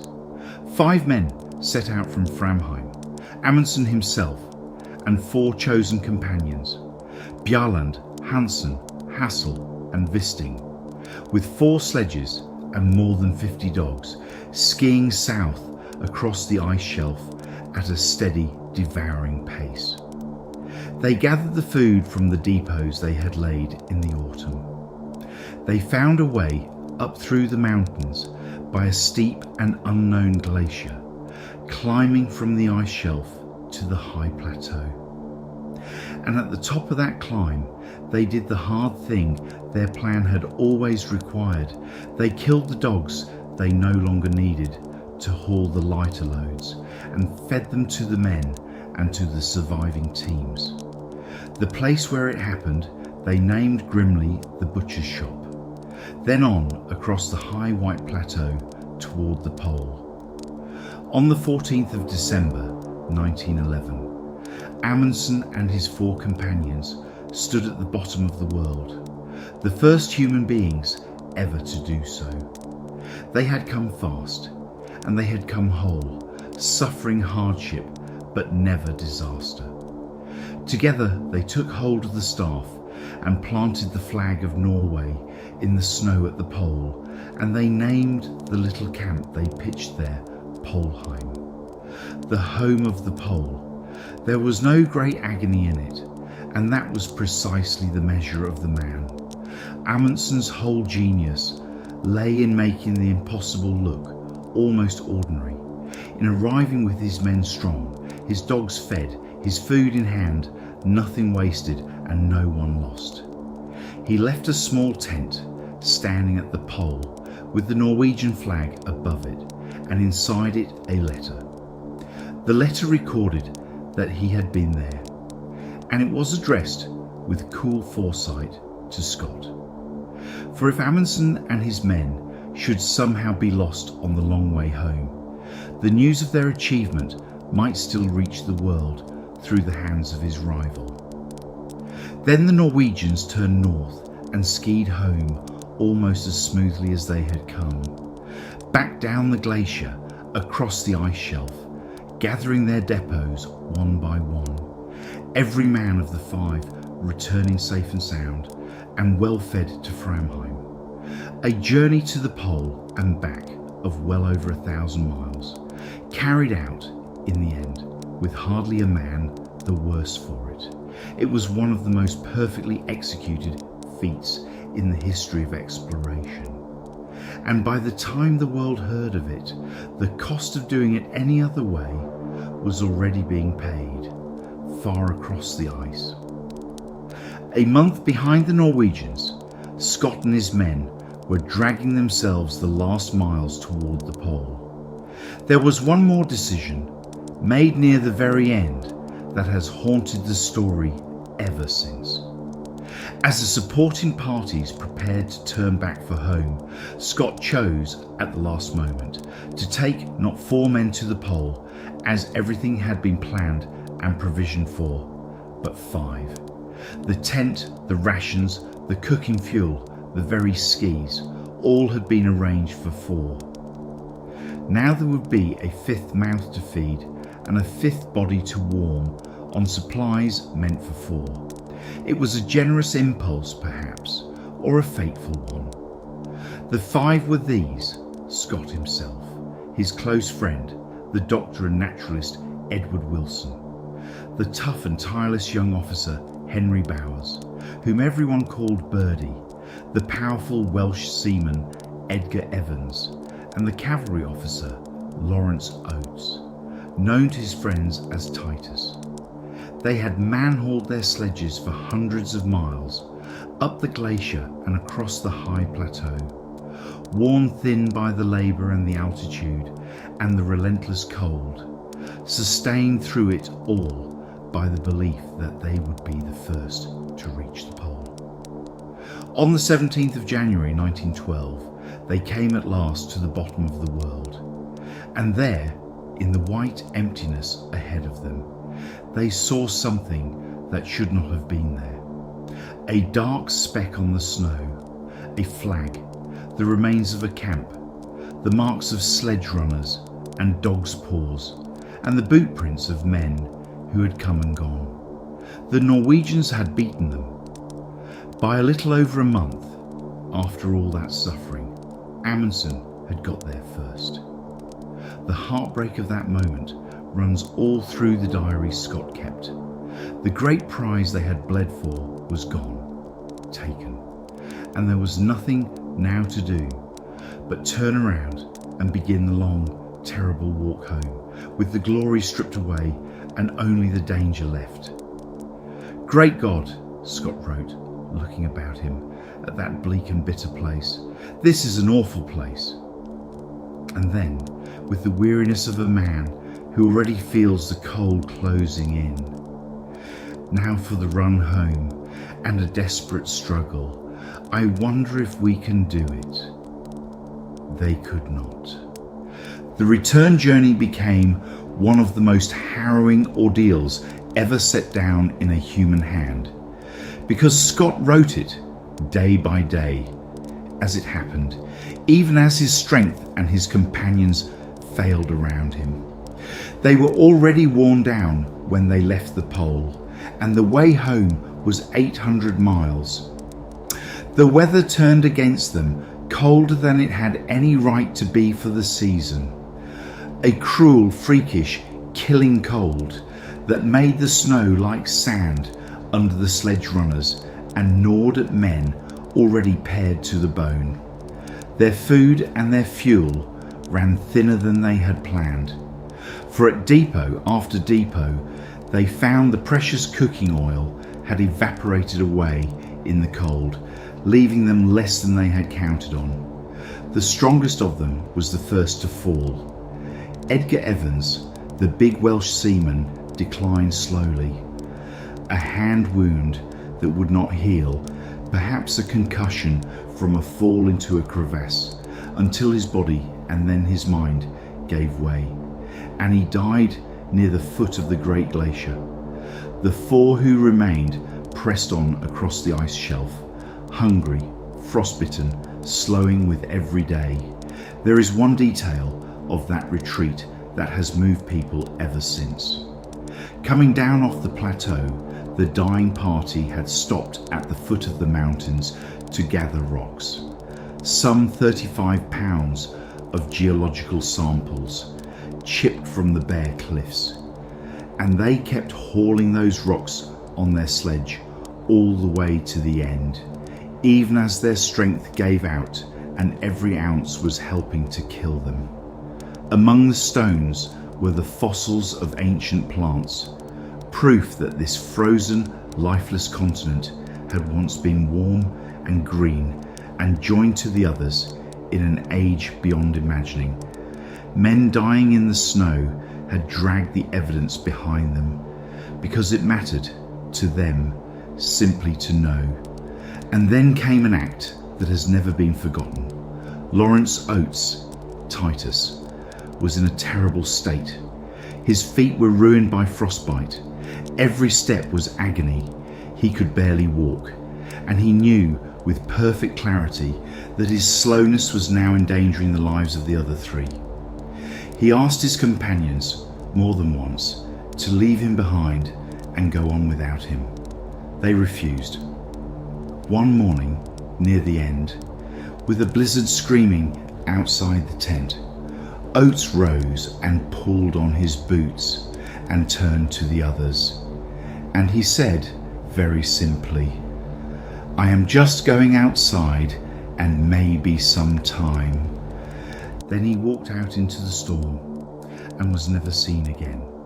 He had gone to his death deliberately, in the hope that without him the others might yet have a chance to live. It was, Scott wrote, the act of a brave man and an English gentleman, and they had tried to stop him and they could not. It was around the time of his 32nd birthday. It was not enough. The three who were left, Scott, Wilson and Bowers, struggled on a little further, and then a great blizzard came down upon them and pinned them in their tent and would not let them go. They lay there day after day, out of food, almost out of fuel, too weak to move while the storm raged on outside. And they were close, so very close. Only about 11 miles away stood that great depot of food and fuel, the one that had been laid down short of where it was meant to go.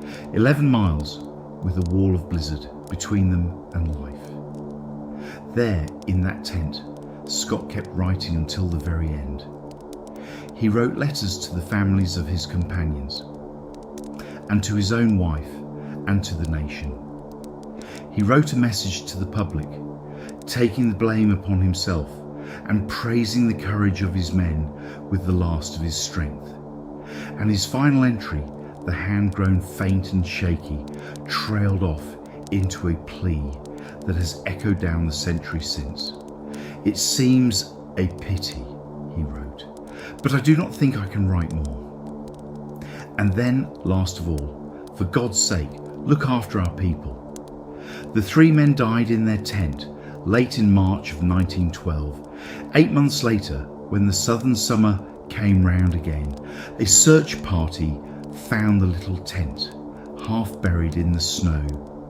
They found the 3 men inside, and Scott's diaries beside him, and the letters and the record of everything that had happened set down in his own hand. They read the story there on the ice, in the silence. Then they collapsed the tent over the bodies and raised a cairn of snow above them, and left them where they lay at the bottom of the world. When the news reached home, it struck the world with extraordinary force. Amundsen had won the pole cleanly and completely, and brought every one of his men home alive. And yet it was Scott the loser, Scott the dead, who captured the heart of his nation and of the age. The image of those men hauling their sledges to the very end, of Oates walking out into the storm to save his friends, of Scott writing calmly to the last and thinking of others as he died, became a story of courage and sacrifice that Britain took to its heart and never let go. They built him into a hero and a martyr, and on a hill near his old base they raised a cross to his lost party, carved with a line of poetry: "To strive, to seek, to find, and not to yield." The grief reached far beyond the ice. Scott's widow, Kathleen, a gifted sculptor, would shape memorials to him with her own hands, and one of the young survivors carried a private torment for the rest of his life. Apsley Cherry Garrard, the same man who had hauled through the winter dark for the penguins' eggs. Months before, he had driven a dog team out to One Ton Depot, the very storehouse where Scott's men would later die just a few miles short, carrying food to meet the returning party. He had waited there for days, and then, with his orders unclear and his dogs failing and a blizzard rising, he had turned back for home, never knowing that somewhere to the south, his friends were struggling toward him and would fall just out of his reach. He would wonder for the rest of his days whether he might have saved them if only he had pushed a little further on. He never quite forgave himself. Years later, he poured all of it into a book, one of the finest ever written about exploration, and gave it a title that says, "Everything about that whole doomed and magnificent age, the worst journey in the world." In the long years since, people have argued about Scott without end. Some have blamed him for the ponies and the broken motors, for trusting man-hauling over dogs, for the thin margins, for taking 5 men where he had supplies for 4, for the depot left short of where it should have stood. Others have defended him, pointing to the freakishly cruel weather that closed in that autumn, colder than anyone had any right to expect. The kind of season that might have killed even a faultless plan. The truth most likely holds a little of both. Amundsen's methods were better, and that is simply plain. Yet the cold that finished Scott's party was also worse than it should have been. He was undone by his own choices and by his luck together. And there is one quiet thread that runs through this whole story and through the two before it. Amundsen, who reached the pole and came home alive, owed his success above all to one thing, that he had been humble enough to learn from the people of the ice, exactly as we saw the Arctic explorers do. The very knowledge that might have saved Franklin's lost men in the far north was the same knowledge that carried Amundsen in triumph to the far south. Today there are people living at the South Pole all year round in a warm station built upon the ice, where aircraft land in the summer light. The journey that killed Scott's men is made now in comfort and in hours.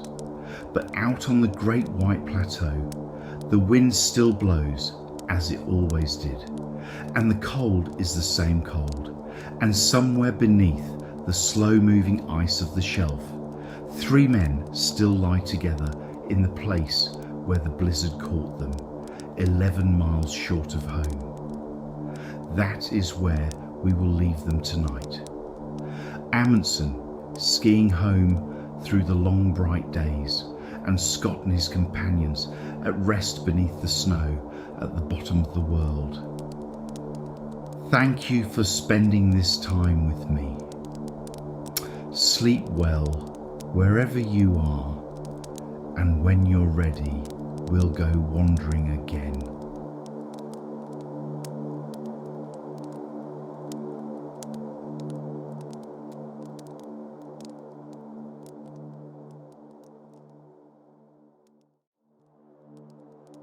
Good evening and welcome back.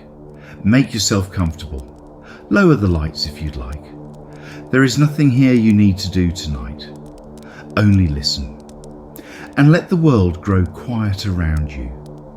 Tonight we travel south, as far south as the world allows, to a white and silent sea at the bottom of the earth, and to 28 men who sailed into it in a wooden ship, and who would not come home for nearly 2 years. This is the story of the Endurance. By the year 1914, the great map of the world was almost finished. For 4 centuries, men had been filling in its blank spaces. The coastlines, the rivers, the mountain passes. One by one, the secret of the earth had been written down, and the very last of those secrets lay at the 2 ends of the world, beneath the ice. The South Pole itself had already fallen. In December of 1911, the Norwegian Roald Amundsen had stood upon it, and a month later the Englishman Robert Falcon Scott had reached it too, only to die with his companions on the long walk home. We told their story in our last chapter. Tonight begins where theirs ended. For there was still one prize left, one last impossible thing. No one had ever crossed Antarctica. No one had walked from one side of the frozen continent to the other, from sea to pole to sea, a march of some 1,800 miles across a wilderness of ice. And the man who meant to do it was Ernest Shackleton. He was an Irishman, a merchant sailor by trade, restless and warm and endlessly persuasive, a man who could talk almost anyone into almost anything. He had been south before.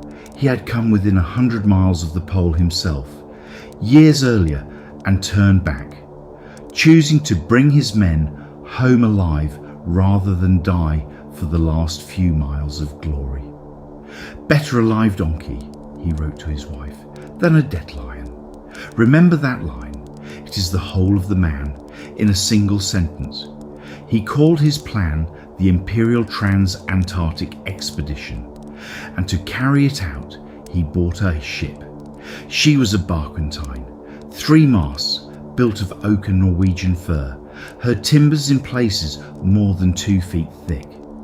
She had been built for the polar ice, her bow shaped like a chisel to drive through it. Her first owner had meant to name her something else, but Shackleton gave her a new name, taken from his own family's motto, Fortitude Vincimus, by endurance we conquer, and so she became the Endurance. There is a story, and it may be only a story, that to find his crew, Shackleton placed an advertisement in a London newspaper. It is said to have read, "Men wanted for hazardous journey, low wages, bitter cold, long months of complete darkness, constant danger, safe return doubtful, honour and recognition in case of success." Whether he truly wrote those words, no one can quite prove. But thousands of men are said to have answered, and in the end, he chose 27 of them to sail with him. 28 souls in all. Among those 28 were the men whose names would become part of the legend. There was Frank Wild, Shackleton's steady, unshakable second in command, who had been to the ice with him before, and who could hold a frightened party together with a quiet word. There was Frank Worsley, the New Zealand sea captain who would command the Endurance herself, a man who could read the ocean like a book, and whose almost uncanny skill with the sun and the stars would one day save every life aboard. There was Tom Crean, the big indestructible Irishman, a veteran of Scott's expeditions, who somehow seemed to grow stronger the worse things became.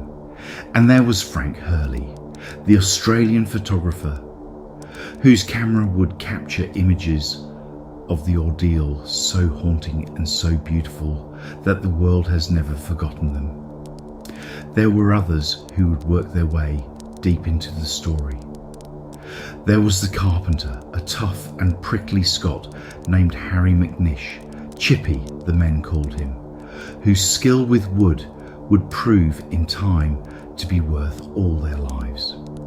He had brought along a fine tabby cat, whom the crew named Mrs. Chippy, and who sailed south as the ship's mascot and ratter. And there was a young Welshman named Perce Blackbrow, who wanted to come so badly that he stowed away, hiding in a locker until the ship was far out to sea. When he was discovered at last and hauled before Shackleton, the boss is said to have growled that on voyages like this one, when the food ran out, the stowaways were always eaten first. Blackbrow stayed and earned his place among the crew.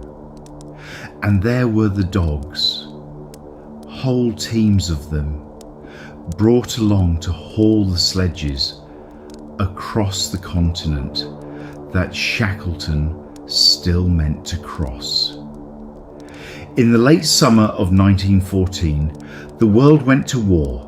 The guns of August were sounding across Europe, even as the Endurance prepared to sail. Shackleton offered his ship and his men to the war effort, every one of them. The reply came back from the Admiralty in a single word: proceed. And so they did. They sailed first to the island of South Georgia, a lonely mountainous place far down in the Southern Ocean, where Norwegian whalers worked at a little station called Grytviken. The whalers there knew these waters as no one else did, and they shook their heads. The ice that year, they said, was the worst they had seen in living memory. Far out beyond the horizon, the Weddell Sea was choked with it. Shackleton listened and sailed anyway. On the 5th of December 1914, the Endurance slipped her moorings and turned south into the White. It was the last solid earth her crew would stand upon for nearly 500 days. At first the ice was loose, great floating fields of it drifted on a dark sea, and the ship picked her way between them, hour after hour, day after day. The men grew used to the strange beauty of it. The endless light of the polar summer, where the sun never quite set. The seals basking on the floes, the penguins, the vast breathing silence. But the ice was closing. With every mile south, the floes pressed nearer together, until the open lanes of water narrowed, and at last began to close like a great white fist. On the 19th of January 1915, the Endurance came to a stop. The ice had her. She was by then just one day's sail from the coast. One day from the land where Shackleton meant to begin his great march. He could very nearly see it, and he could not reach it. The whalers had been right. At first they hoped. Ice moves. It opens and closes with the seasons. And Shackleton believed, they all believed, that when the warmth came, the floes would loosen and the ship would float free and the expedition would go on. But the warmth did not come in time, and slowly the men came to understand a terrible thing. The ice that held them was alive with motion, a whole frozen sea, millions of tons of it, turning slowly in a great clockwise gyre, and carrying the Endurance, locked inside it, away from the land, away from everything. They had become passengers now, riding a drifting island of ice, with no engine, no sail, and no way to steer. Wherever the ice went, they would go. So they settled in to wait out the winter. And here we meet the truest measure of Ernest Shackleton. His genius for holding men together when everything else had failed. He knew the great danger now was despair. Deadlier than the cold, deadlier than the ice itself. It crept in slowly through fear and boredom in the long polar night when the sun vanished for months and the darkness was complete. And so he fought it with routine, with kindness, with ordinary things. There were regular meals taken together. There were football matches on the ice, and dog sled races, and lectures, and songs around the stove at night. He kept the men close to him, and the ones he worried about most, the gloomy ones, the difficult ones, he kept closest of all, in his own tent, under his own eye. He learned each man's heart, and he held them together by the sheer warmth of his will. They drifted so for months, through the dark, through the cold that fell to 40, 50 degrees below. And then, as the light at last returned, the ice began to move in earnest. It is a sound the men never forgot.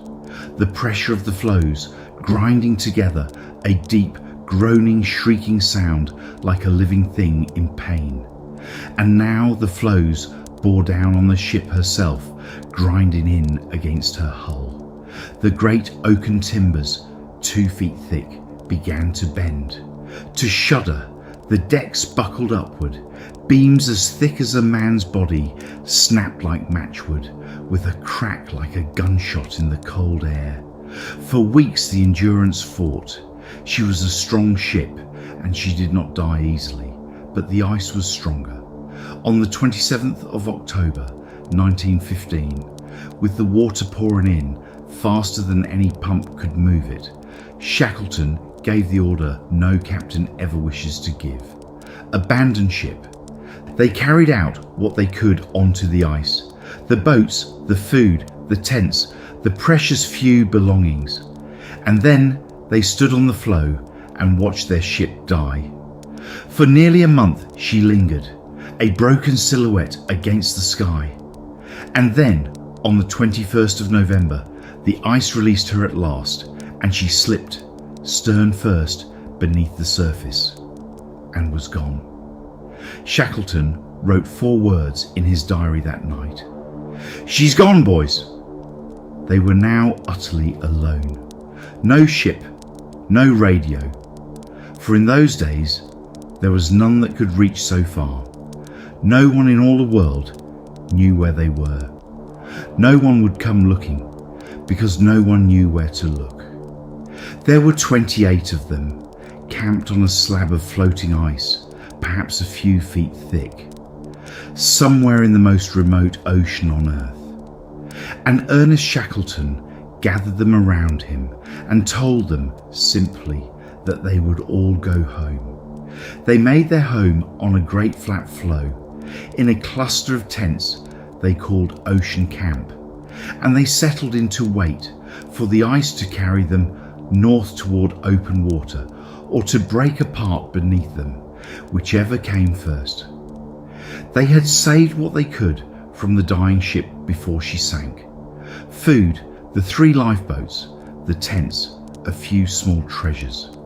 Frank Hurley even climbed down into the flooded, broken hull and dived again and again into the freezing black water inside it to rescue the sealed tins of his photographic plates.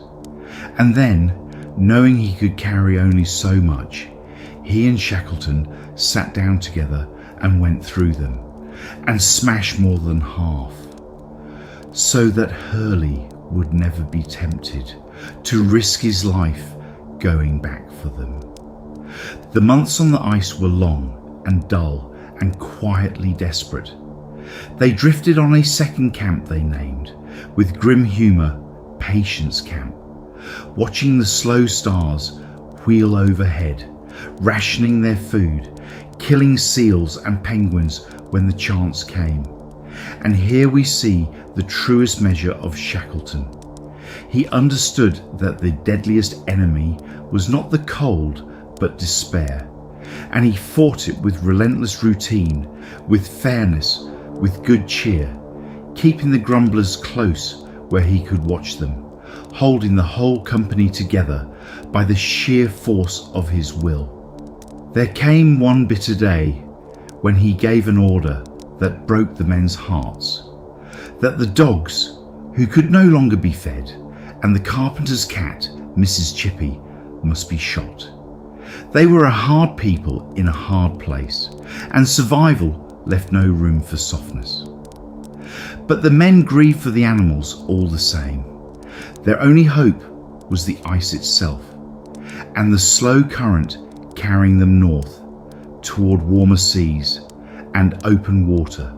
So they waited and drifted, month after month, the floe beneath them growing thinner and smaller, cracking sometimes in the night and spilling tents toward the black water, so that men had to be hauled out of the freezing sea in the dark. And then, in April of 1916, a year and a half since they had last touched land, the ice at last began to break apart beneath them. It was time. They had 3 lifeboats, dragged all this way across the ice. Small open boats, none much more than 20 feet long. Into them climbed 28 men, with what little remained of their stores. And they pushed off for the first time in over a year onto the open sea. What followed were among the worst days of the whole ordeal. 7 days in open boats in the Southern Ocean in the gathering autumn. The spray froze as it struck them, sheathing the boats in ice that had to be chipped away before the weight of it sank them. There was no dry place to sit, no warm thing to eat, no sleep worth the name. Men's feet went white and dead with frostbite. Their lips cracked with thirst, for they could carry little fresh water, and what they had was fouled with salt and reindeer hair. Killer whales rose and blew alongside the little boats, close enough to touch, their breath hanging in the freezing air. And the men could only pray the great black and white shapes would mistake them for nothing worth the trouble.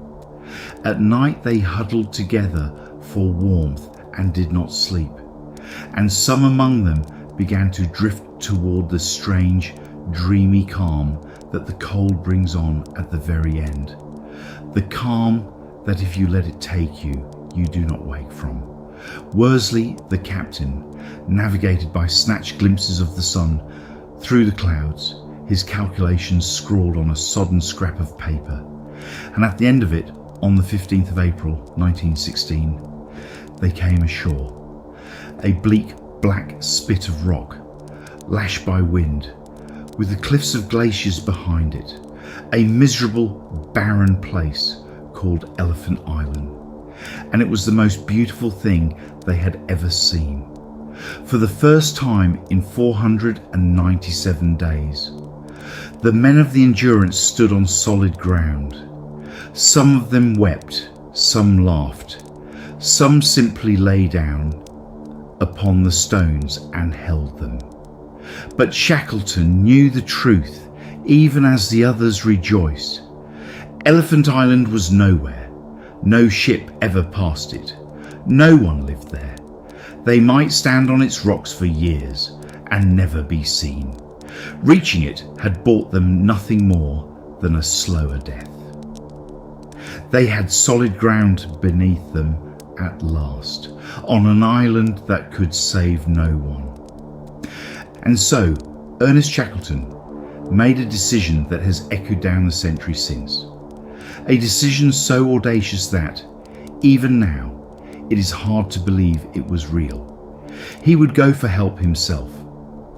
The nearest place where help could be found was the whaling station back on South Georgia, the very island they had sailed from so long ago.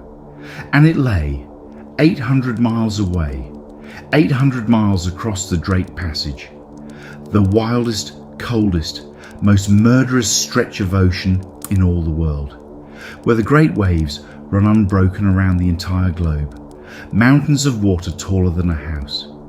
He would cross it in a lifeboat.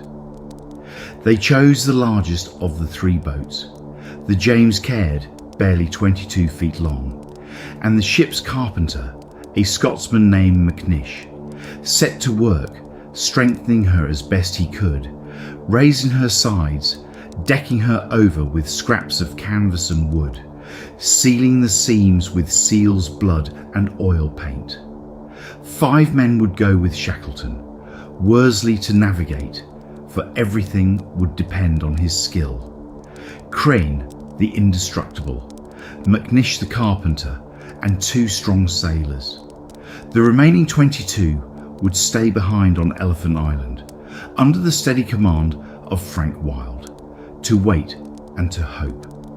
On the 24th of April 1916, the little boat pushed off into the grey swell. The men on the shore watched her until she was a speck, and then nothing at all. What those 6 men endured in the days that followed is almost beyond telling. 16 days in an open boat, in the worst ocean on earth, in the depth of the southern autumn. The waves rose 40-50 feet above them and broke in freezing torrents over the deck. There was no warmth, no dryness, no rest. They steered in 2-hour shifts, 2 men working the boat, while the others lay in the soaking sleeping bags below, in the dark, listening to the sea trying to kill them. The reindeer hair bags were rotting now, shedding their hair into everything. The men's mouths, their food, their eyes. Worse, in the bitter cold, the spray kept freezing onto the boat, coating her in a thickening shell of ice that made her sit lower and lower in the water until the weight of it threatened to drag her under. Again and again, the men had to crawl out onto the heaving, slippery deck in the dark and chip the ice away with whatever they had, knowing that one slip, one loosened grip, would put them into a sea from which there was no return. Once in the night, Shackleton saw what he thought was a line of clear sky on the horizon, a break in the clouds. And then the truth of it reached him. That pale line was the foaming crest of a single enormous wave, larger than any he had seen in 26 years at sea. It struck them like an avalanche. The boat staggered, half full of water, the men bailing for their lives, and somehow, she rose again, and through all of it, Worsley navigated. In 16 days, he was able to see the sun only 4 times, 4 brief, blurred glimpses through the spray. And from those 4 sights, with frozen fingers, he had to find their way across 800 miles of empty ocean to a single small island. If he was wrong, even slightly, they would sail past it into the open Atlantic and never be seen again. He was not wrong. On the 10th of May, through the storm and the breaking surf, the black cliffs of South Georgia rose before them. They had crossed the Drake Passage in a lifeboat and lived. But the ocean had one last cruelty left. They had reached South Georgia, but the wrong side of it. The whaling station, with its warmth and its food and its rescue, lay on the far northern coast. And between the bay where they had landed and the men who could save them, rose the spine of the island itself. A wilderness of unmapped mountains and glaciers and crevasses that no one had ever crossed. Even the whalers, who knew the island as well as any men alive, had only ever skirted its coast by sea. The interior was a blank on every chart. Peaks and glaciers and hidden crevasses, glimpsed from a distance and left well alone. Shackleton would cross it anyway. McNish and the 2 sailors were too spent to go on, so he left them at the landing with the upturned boat for shelter. He would take Worsley and Crean, the 2 strongest, and go for the station on foot. They had no map of the mountains. They carried no tent and no sleeping bags, having left everything behind to travel light. Between them, they had a length of rope, the carpenter's adze for an ice axe, and a handful of screws from the James Caird driven through the soles of their worn-out boots to bite the ice. 3 days' food in their pockets. In the small hours of a May morning, the 3 of them set off into the dark. For 36 hours they climbed without rest, up one ridge after another, only to find the far side falling away in sheer cliffs, forcing them back to try again. The cold deepened as the light failed.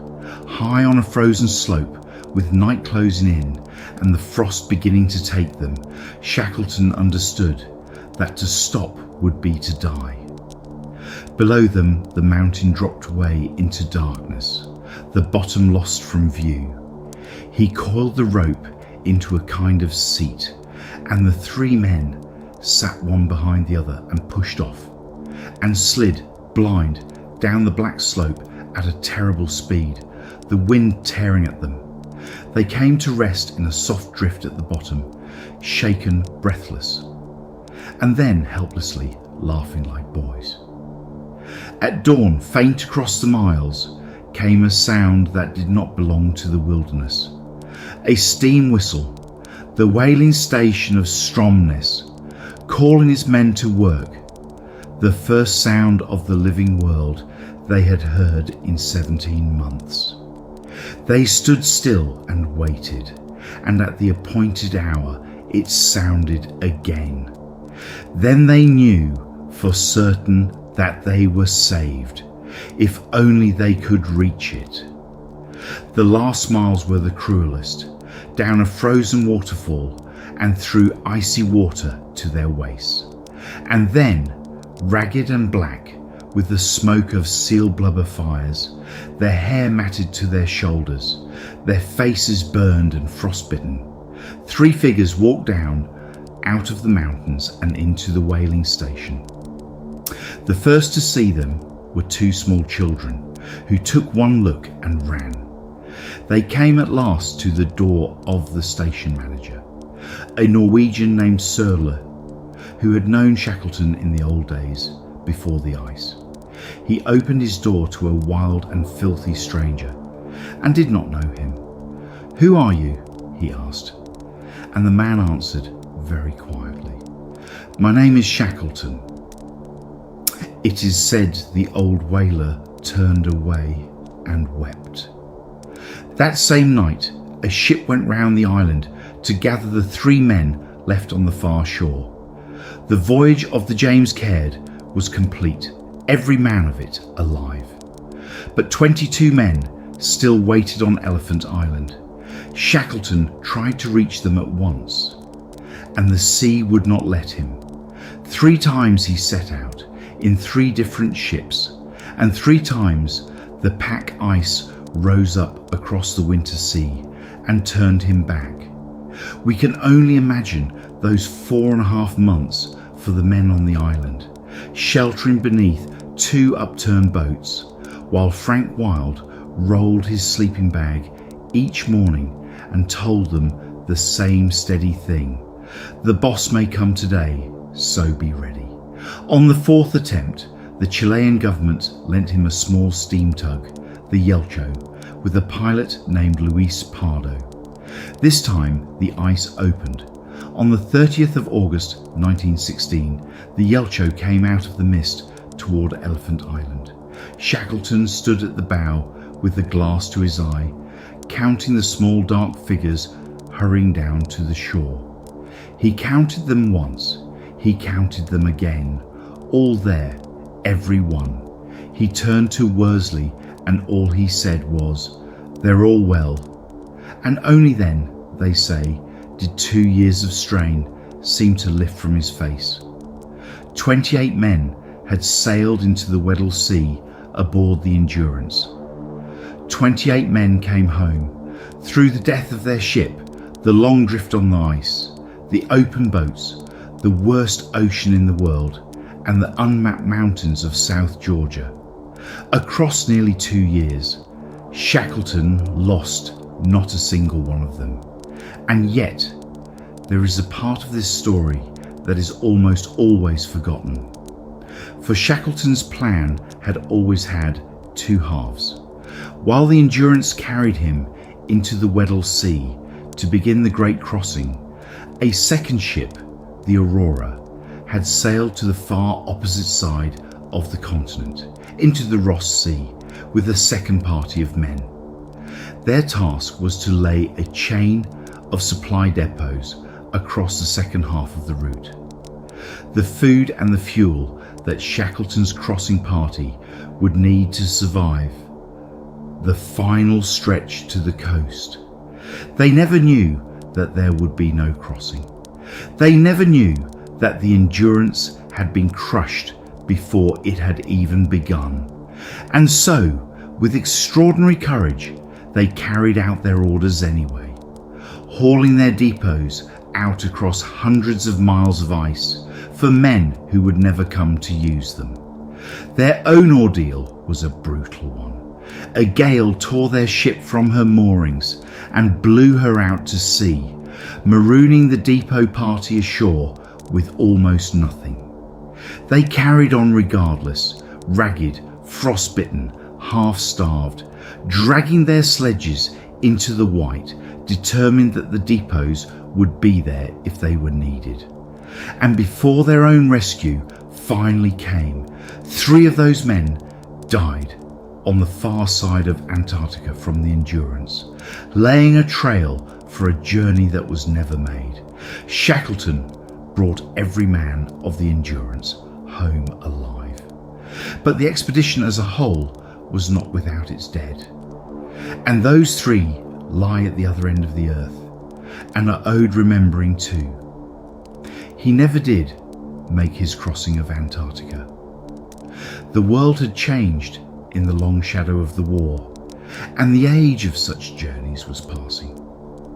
He came south one final time in 1921, and there at South Georgia, the island that had so nearly been his grave, his heart gave out in the early hours of a January morning. At his wife's wish, they buried him there among the whalers, facing south.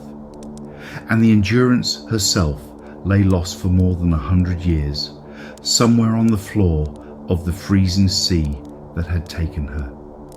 Until March of 2022, almost exactly a century after Shackleton's death, when a search ship lowered its cameras nearly 10,000 feet into the dark and found her, upright on the sea floor, astonishingly whole, preserved by the cold and the deep, her timbers sound, her rails still standing, and there, across her stern, clear after 100 years beneath the ice, a single word: endurance. That is where we will leave them tonight. The ship at rest on the floor of the sea she fought so long, and the men, every one of them, home. Thank you for spending this time with me.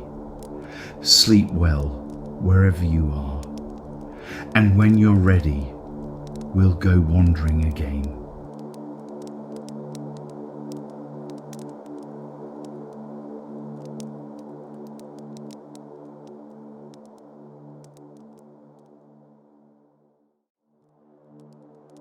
Good evening and welcome back. Settle in. Lower the lights if you'd like. There is nothing here you need to do tonight. Only listen and let the world grow quiet around you. Tonight we come to the last chapter of our long journey to the ends of the earth. The age of the lone explorer, hauling his sledge by the strength of his own body, was passing into history. In its place came the hum of engines and the drone of wings and the crackle of radios across the ice. We follow the men who flew over the poles and the ships that slipped beneath them. The explorer who wintered utterly alone in the dark, and the machines that at last drove clean across the frozen continent, while the great white wilderness, which had swallowed so many, gave up its secrets one by one. This is the story of how the poles were won. The great age of polar heroism ended, as so much else did, in the mud of the First World War. The men we have followed through these chapters: Franklin, lost with his ships in the Arctic; Scott, dead in his tent; Shackleton, who brought every one of his men home alive, belonged to a world that was vanishing. They had gone to the poles on foot and on skis, dragging their loads by muscle and by dog team, cut off from all the world for years at a time, with no way to call for help and no machine to carry them home. Theirs had been an age of the body and of endurance, and very often of death. And there is a quiet moment, easy to miss, where that age truly closes. In the first days of 1922, Ernest Shackleton went south one last time. He was older now and tired, and his great days were behind him, but the ice would not let him rest. He had gathered a little ship called the Quest, and a crew thick with old comrades from the Endurance, and a plan that was never quite settled: to circle the Antarctic coast, perhaps, and see what could be seen. The ship put in at South Georgia, at the old whaling station of Grytviken, the very harbour from which the Endurance had sailed, and to which Shackleton had staggered back, half dead, after the open boat journey that made him immortal. And there, in the night, his heart failed him. He was 47 years old. His men would have carried him home to England, but his wife, Emily, knowing him better than anyone, asked that he be buried where he lay, on South Georgia, at the gateway to the ice. And so he rests there still, among the whalers and the mountains facing south. Many mark that grave as the end of the heroic age. What came next arrived with engines. The aeroplane had grown, in the crucible of the war, from a flimsy novelty into a machine that could carry men and cargo across hundreds of miles of wilderness in a single afternoon, over country that would have cost a sledging party weeks of agony or their lives. The radio meant that an expedition need no longer vanish into total silence. Now a base on the ice could speak to the wider world and call for rescue and be found. and tracked vehicles, descended from the tanks of the Western Front, would one day haul loads that no team of dogs or ponies could ever move. The poles were still as cold and as deadly and as far away as they had always been, but the tools of reaching them had changed forever, and the men who took up those new tools would finish in a few short decades the work that the heroes had begun. The new age opened fittingly with the greatest of the old explorers learning to fly. Roald Amundsen, conqueror of the Northwest Passage, first man at the South Pole, had one great prize left on his list, the North Pole itself, which he had lost to Peary's claim while he was still a young man. By the 1920s, he had decided that the way to it lay through the air. And so, in the spring of 1925, at the age of 52, he took off from the islands of Svalbard with 5 companions in 2 flying boats and steered north over the frozen ocean toward a place where no aircraft had ever gone and where no rescue could ever come. They did not reach the pole. 150 miles short of it, with engines ailing, the 2 machines came down among the pressure ridges and open lids of the pack ice. 1 aircraft was damaged beyond saving. 6 men now stood on the drifting ice at the top of the world, with 1 flying boat between them and no runway. Nothing but jumbled, frozen chaos in every direction. What followed was one of the great quiet epics of the age. For more than 3 weeks, on short rations, the 6 men hacked and shoveled and stamped a runway out of the sea ice, moving hundreds of tons of snow and ice with hand tools and exhaustion, while the floes shifted and cracked beneath their work. Again and again, the ice broke their runway, and again they built it, and at last, with the season closing around them, all 6 crowded into the single remaining aircraft. She staggered into the air at the very end of the makeshift strip and carried them home out of the white silence to a world that had already given them up for dead. The following spring, the North Pole fell at last, and it fell twice in a single week. First came the Americans. In May of 1926, a naval officer named Richard Byrd, remember his name, for we will follow him for much of tonight, took off from Svalbard with his pilot, Floyd Bennett, in a 3-engined aeroplane named for the daughter of the man who paid for her. Some 15 hours later, they returned, and Byrd announced to the world that they had circled the North Pole. He flew home to parades and medals and fame. Yet a quiet doubt attached itself to that flight and never quite let go. The distances seemed long for the time elapsed. An oil leak had troubled 1 engine, and long after Byrd's death, scholars studying his diary found navigational readings erased and altered. Whether he truly reached the pole that day, no one now can say for certain. It is one more of the Arctic's unfinished stories, keeping company with Cook and Peary from 2 chapters ago. But 3 days later, there came a machine about which there is no doubt at all. She was called the Norge, an airship, a great silver whale of the sky, designed and piloted by an Italian engineer named Umberto Nobile. Aboard her rode Amundsen at the head of the expedition, and the American Lincoln Ellsworth, whose fortune had paid for her, and 13 others. She slipped her mast at Svalbard, droned out over the frozen ocean, and in the small hours of the 12th of May, 1926, she passed directly above the North Pole. Down through the cold air went 3 flags, Norwegian, American, Italian, fluttering onto the ice below. Then the Norge flew on, clean across the top of the world, over 1,000 miles of ice, no human eye had ever seen, and came down at last in a tiny village on the coast of Alaska. It was the first crossing of the Arctic Ocean, and in the judgment of history, very likely the first time human beings ever truly reached the North Pole at all. If so, then Amundsen, who had already been first to the South Pole, was first at both ends of the Earth. No one else has ever matched it.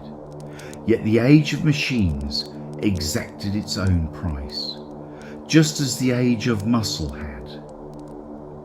Amundsen and Nobile parted as enemies, quarrelling bitterly over the credit for the Norge's triumph.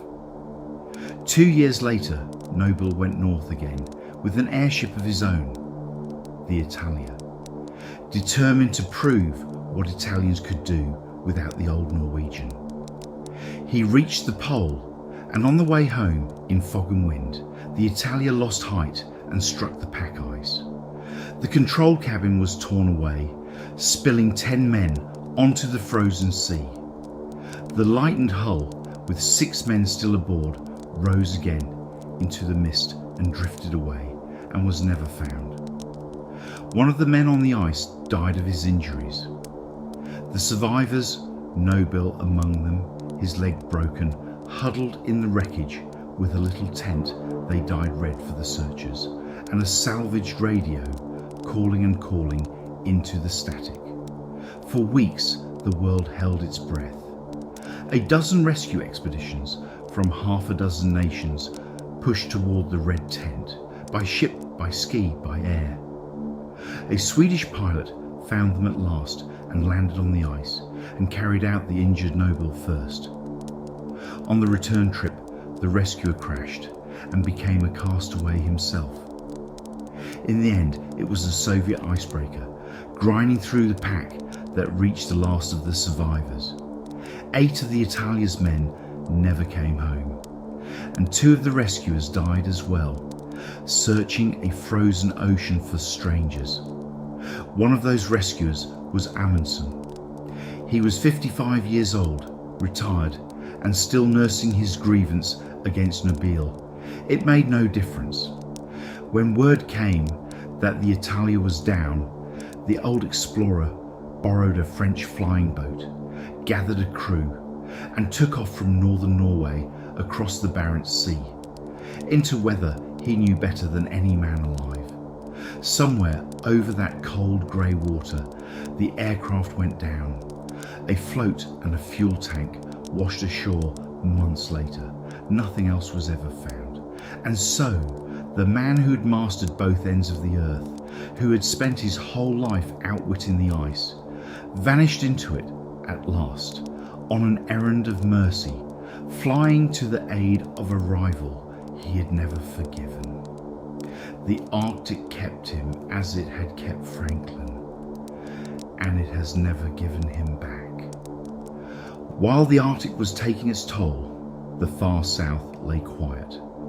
No expedition had wintered on the Antarctic continent since Shackleton's day.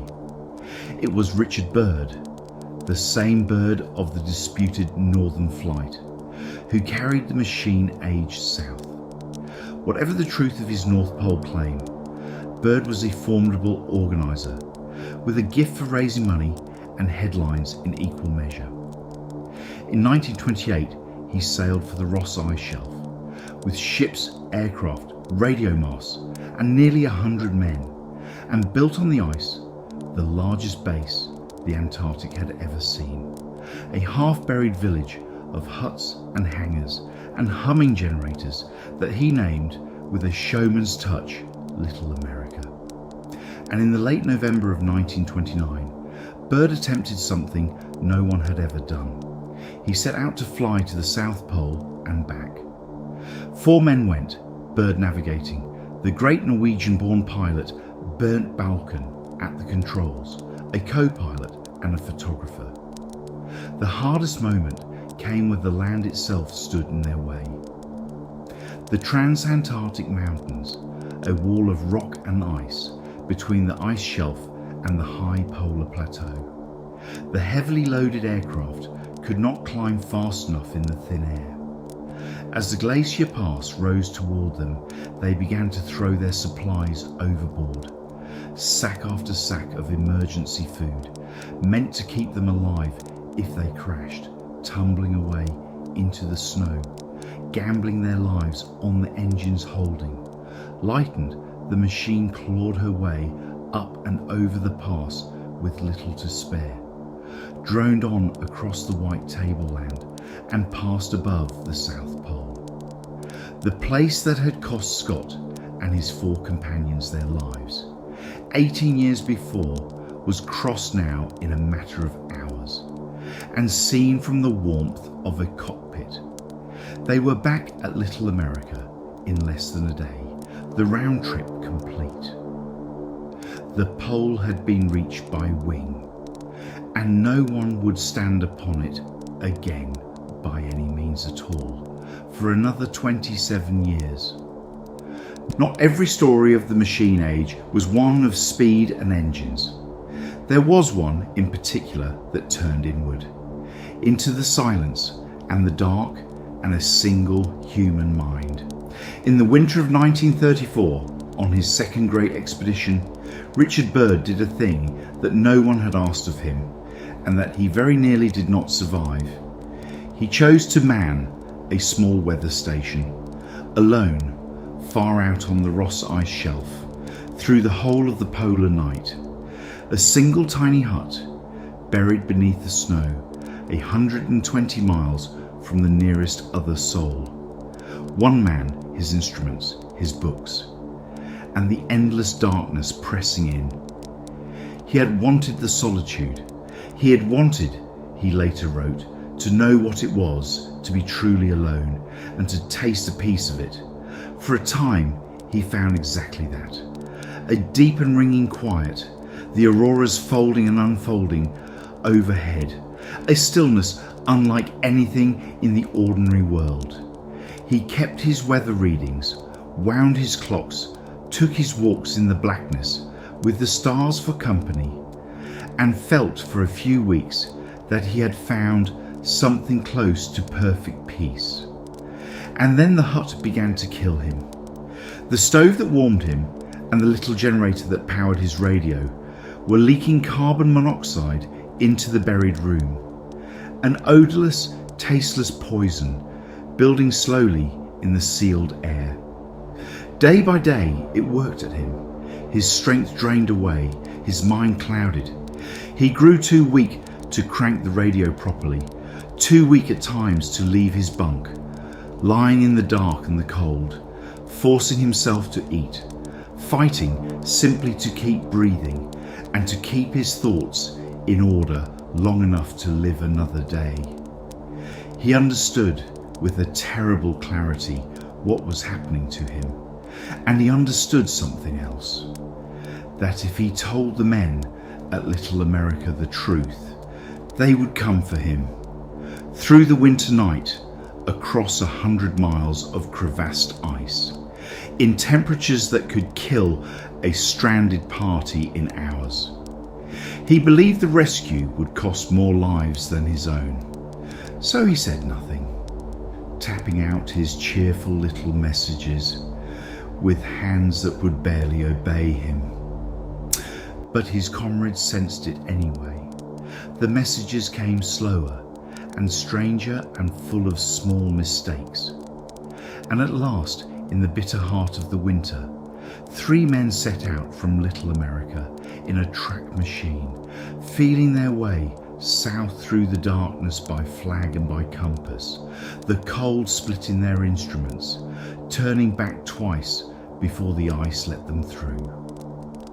When they reached the buried hut, a gaunt figure climbed up out of the snow to meet them, hollow-cheeked, unsteady, weeks from death, and said simply that he was glad to see them. They stayed with him 2 months, nursing him until the sun returned and a plane could carry him home. Byrd lived another 23 years, and out of those long weeks alone came a quiet, haunting book. He called it simply Alone. about what it is to face the dark and the silence and one's own death with nothing and no one to lean on. Of all the tales of the machine age, it is the oldest kind of story after all. One man against the ice and against the failing of his own body. The Second World War swept the explorers from the ice as the first had before it. When they returned in strength, whole fleets and air wings now, mapping the coasts of Antarctica by radar and camera, building stations, wintering by the dozen. The machines had won. What remained were the last great journeys, and the greatest of them was the one that had broken Shackleton. No one had ever crossed Antarctica. No one had travelled overland from one coast across the pole to the other. The very dream for which the Endurance had sailed in 1914 and been crushed and taken the dream down with her. In 1955, a British-led expedition set out to finish it at last, and to finish it with machines. Its leader was a quiet, methodical scientist named Vivian Fuchs, and his plan echoed Shackleton's own 40 years on. Fuchs and the crossing party would start from the Weddell Sea, Shackleton's old fatal coast, drive inland to the pole and carry on down the far side. And from the opposite shore, a second party would climb up from the Ross Sea, laying depots of fuel and food along the final stretch of the route, so the crossing party could resupply and roll onto the coast. Leading that second party was the most famous adventurer alive, Edmund Hillary of New Zealand, who only 4 years earlier had stood first on the summit of Everest. Fuchs drove for the pole in a column of tracked snow vehicles, orange and growling, hauling sledges of fuel across a landscape that had killed every earlier generation to challenge it. The dangers had not softened. Again and again, the crevasses opened under the machines, a vehicle lurching nose down into a blue-lit chasm, saved by its tow lines, winched back inch by inch onto solid ice. The party stopped too, every few miles, to set off small charges and listen to the echoes, measuring for the first time the staggering depth of the ice beneath their tracks. They were crossing the continent and sounding it as they went. Explorers and scientists in the same breath. Hillary, meanwhile, was climbing toward the plateau from the far side with a small team and a line of modest farm tractors, fitted with tracks, sturdy little machines never meant for the ends of the earth. He laid his depots, one after another, further and further inland, and then, with the depots down and the road ahead open, he found he could not resist. Pressing on past his orders, he drove his tractors up the last few hundred miles of the plateau, and on the 4th of January 1958 rolled to a stop at the South Pole itself. His were the first vehicles ever to reach it, and his the first party to stand there overland since Scott's 46 years before. Scott's men had arrived starving, frostbitten and beaten. Hillary arrived on a tractor, low on fuel, and asked more or less what there was for tea. 2 weeks later, Fuchs's column came grinding in from the Weddell side, and the two parties met at the bottom of the world, at the new American station that now stood upon the pole. Then Fuchs pushed on, down Hillary's depot line, through the worst of the summer blizzards, and in early March 1958, 99 days and over 2,000 miles from his starting point, he rolled onto the far coast at last. Antarctica had been crossed from sea to sea, through the pole, the first time in human history. The journey that had broken Shackleton, and that he never even began, was complete. And it had taken everything: track machines and aircraft, radios and depots, and the accumulated wisdom of every expedition that had come before. The age of the machine had finished the work of the age of the heroes. By then, at the other end of the earth, the last mysteries of the North were falling to a machine that travelled where no explorer had ever gone, under the ice. The idea was older than it seems.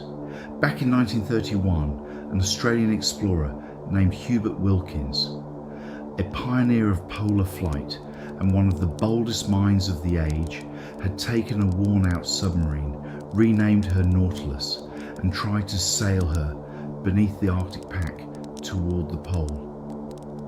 The old boat broke down and the attempt collapsed, and the world had a gentle laugh at his expense. But Wilkins had seen the future clearly. He was simply 30 years early. In the summer of 1958, a new Nautilus, the first nuclear-powered submarine ever built, needing no air and no fuel from the surface, slid quietly beneath the ice north of Alaska. For 4 days, she ran deep beneath the frozen ocean, under ice that had defeated ships for 4 centuries. And on the 3rd of August 1958, she passed directly beneath the North Pole and carried on and came out the other side of the Arctic Ocean entirely. The Northwest Passage's old dream, a shortcut across the top of the world, had come true at last, 100 feet under the ice that had killed Franklin and his men. The following spring, her sister ship, the Skate, did something gentler and stranger and altogether more moving. She rose through the frozen sea itself, breaking up through the ice to surface at the North Pole, the first vessel in history to lie still at the very top of the world, and her crew climbed out onto the ice, into the wind, and held a small ceremony, for they had brought with them the ashes of Hubert Wilkins, dead just a few months before. There, at the pole he had tried to reach in his broken-down submarine a generation too soon, they scattered him into the polar wind. The vision had outlived the man, as in the end, the great visions always do. And something deeper had changed at the ends of the earth. Quietly, almost without anyone noticing. The poles had always been places of rivalry. One nation racing another, one man racing another, for flags and glory and grief. But in the late 1950s, the nations of the world tried something new. They declared a great shared year of science, the International Geophysical Year, in which dozens of countries would study the whole Earth together, its oceans, its skies, its magnetism, its ice. And the frozen continent of Antarctica became its centerpiece. 12 nations built research stations all across the ice, coastal bases and high plateau outposts, Soviet and American, British and Japanese, side by side in the coldest place on Earth, while their governments glared at each other across the rest of the world. One of those stations was built in the most fitting place imaginable, directly upon the South Pole itself. Aircraft landed on the polar snow. Engineers and dog teams laid out a base where no human being had ever spent a night, and men moved in and lit the lamps and stayed the whole black winter through, a permanent home, warm and lit, standing year-round on the spot that had cost so many so much. And they gave it a name that closed an old wound. They called it the Amundsen Scott Station, honouring together at last the two rivals who had raced each other to that point, the victor and the lost, their names joined forever above the bottom of the world. And the nations went further still. In Washington, In December of 1959, the 12 countries of the Antarctic signed a treaty unlike any the world had seen. The whole continent, a landmass larger than Europe, was set aside for all time as a place of peace and science. No armies, no weapons, no borders, and no nation seizing it for its own. Every station open to inspection by every other. The most hostile wilderness on Earth, which men had fought and died merely to touch, became the one place on the planet dedicated wholly to knowledge and shared by all. That treaty holds to this day. It is perhaps the finest monument the explorers ever received. So, our long journey ends in a quiet that Franklin, lost in his ship, could never have imagined. Today, aircraft land at the South Pole on the open snow. Men and women live there through the winter night, in warmth and safety, and speak to their families on the far side of the world, and watch the same auroras wheel overhead that Byrd watched alone and failing from his buried hut. Submarines pass beneath the North Pole in the dark, and the old sea lanes of the Northwest Passage carry quiet summer traffic past the graves on Beechy Island. The wilderness that killed Franklin and Scott and so many whose names we never knew has been mapped and crossed and settled, and yet it is not tamed. Step outside the warm stations, beyond the lights and the engines, and the ice is exactly what it always was, vast and silent and indifferent. The wind blowing across the plateau as it blew over Amundsen's flag and Scott's frozen tent, and over the slow drifting sea where Franklin's ships kept their long watch in the dark. The explorers are gone now, the maps are filled in, but the great white silence remains at the top and the bottom of the world, waiting, as it has always waited, beneath the turning stars. That is where we will leave it tonight, and where we will leave them all, the lost and the saved, and the ones who came home. Thank you for wandering through these 5 stories with me to the very ends of the earth. Sleep well wherever you are, and when you're ready, we'll go wandering again.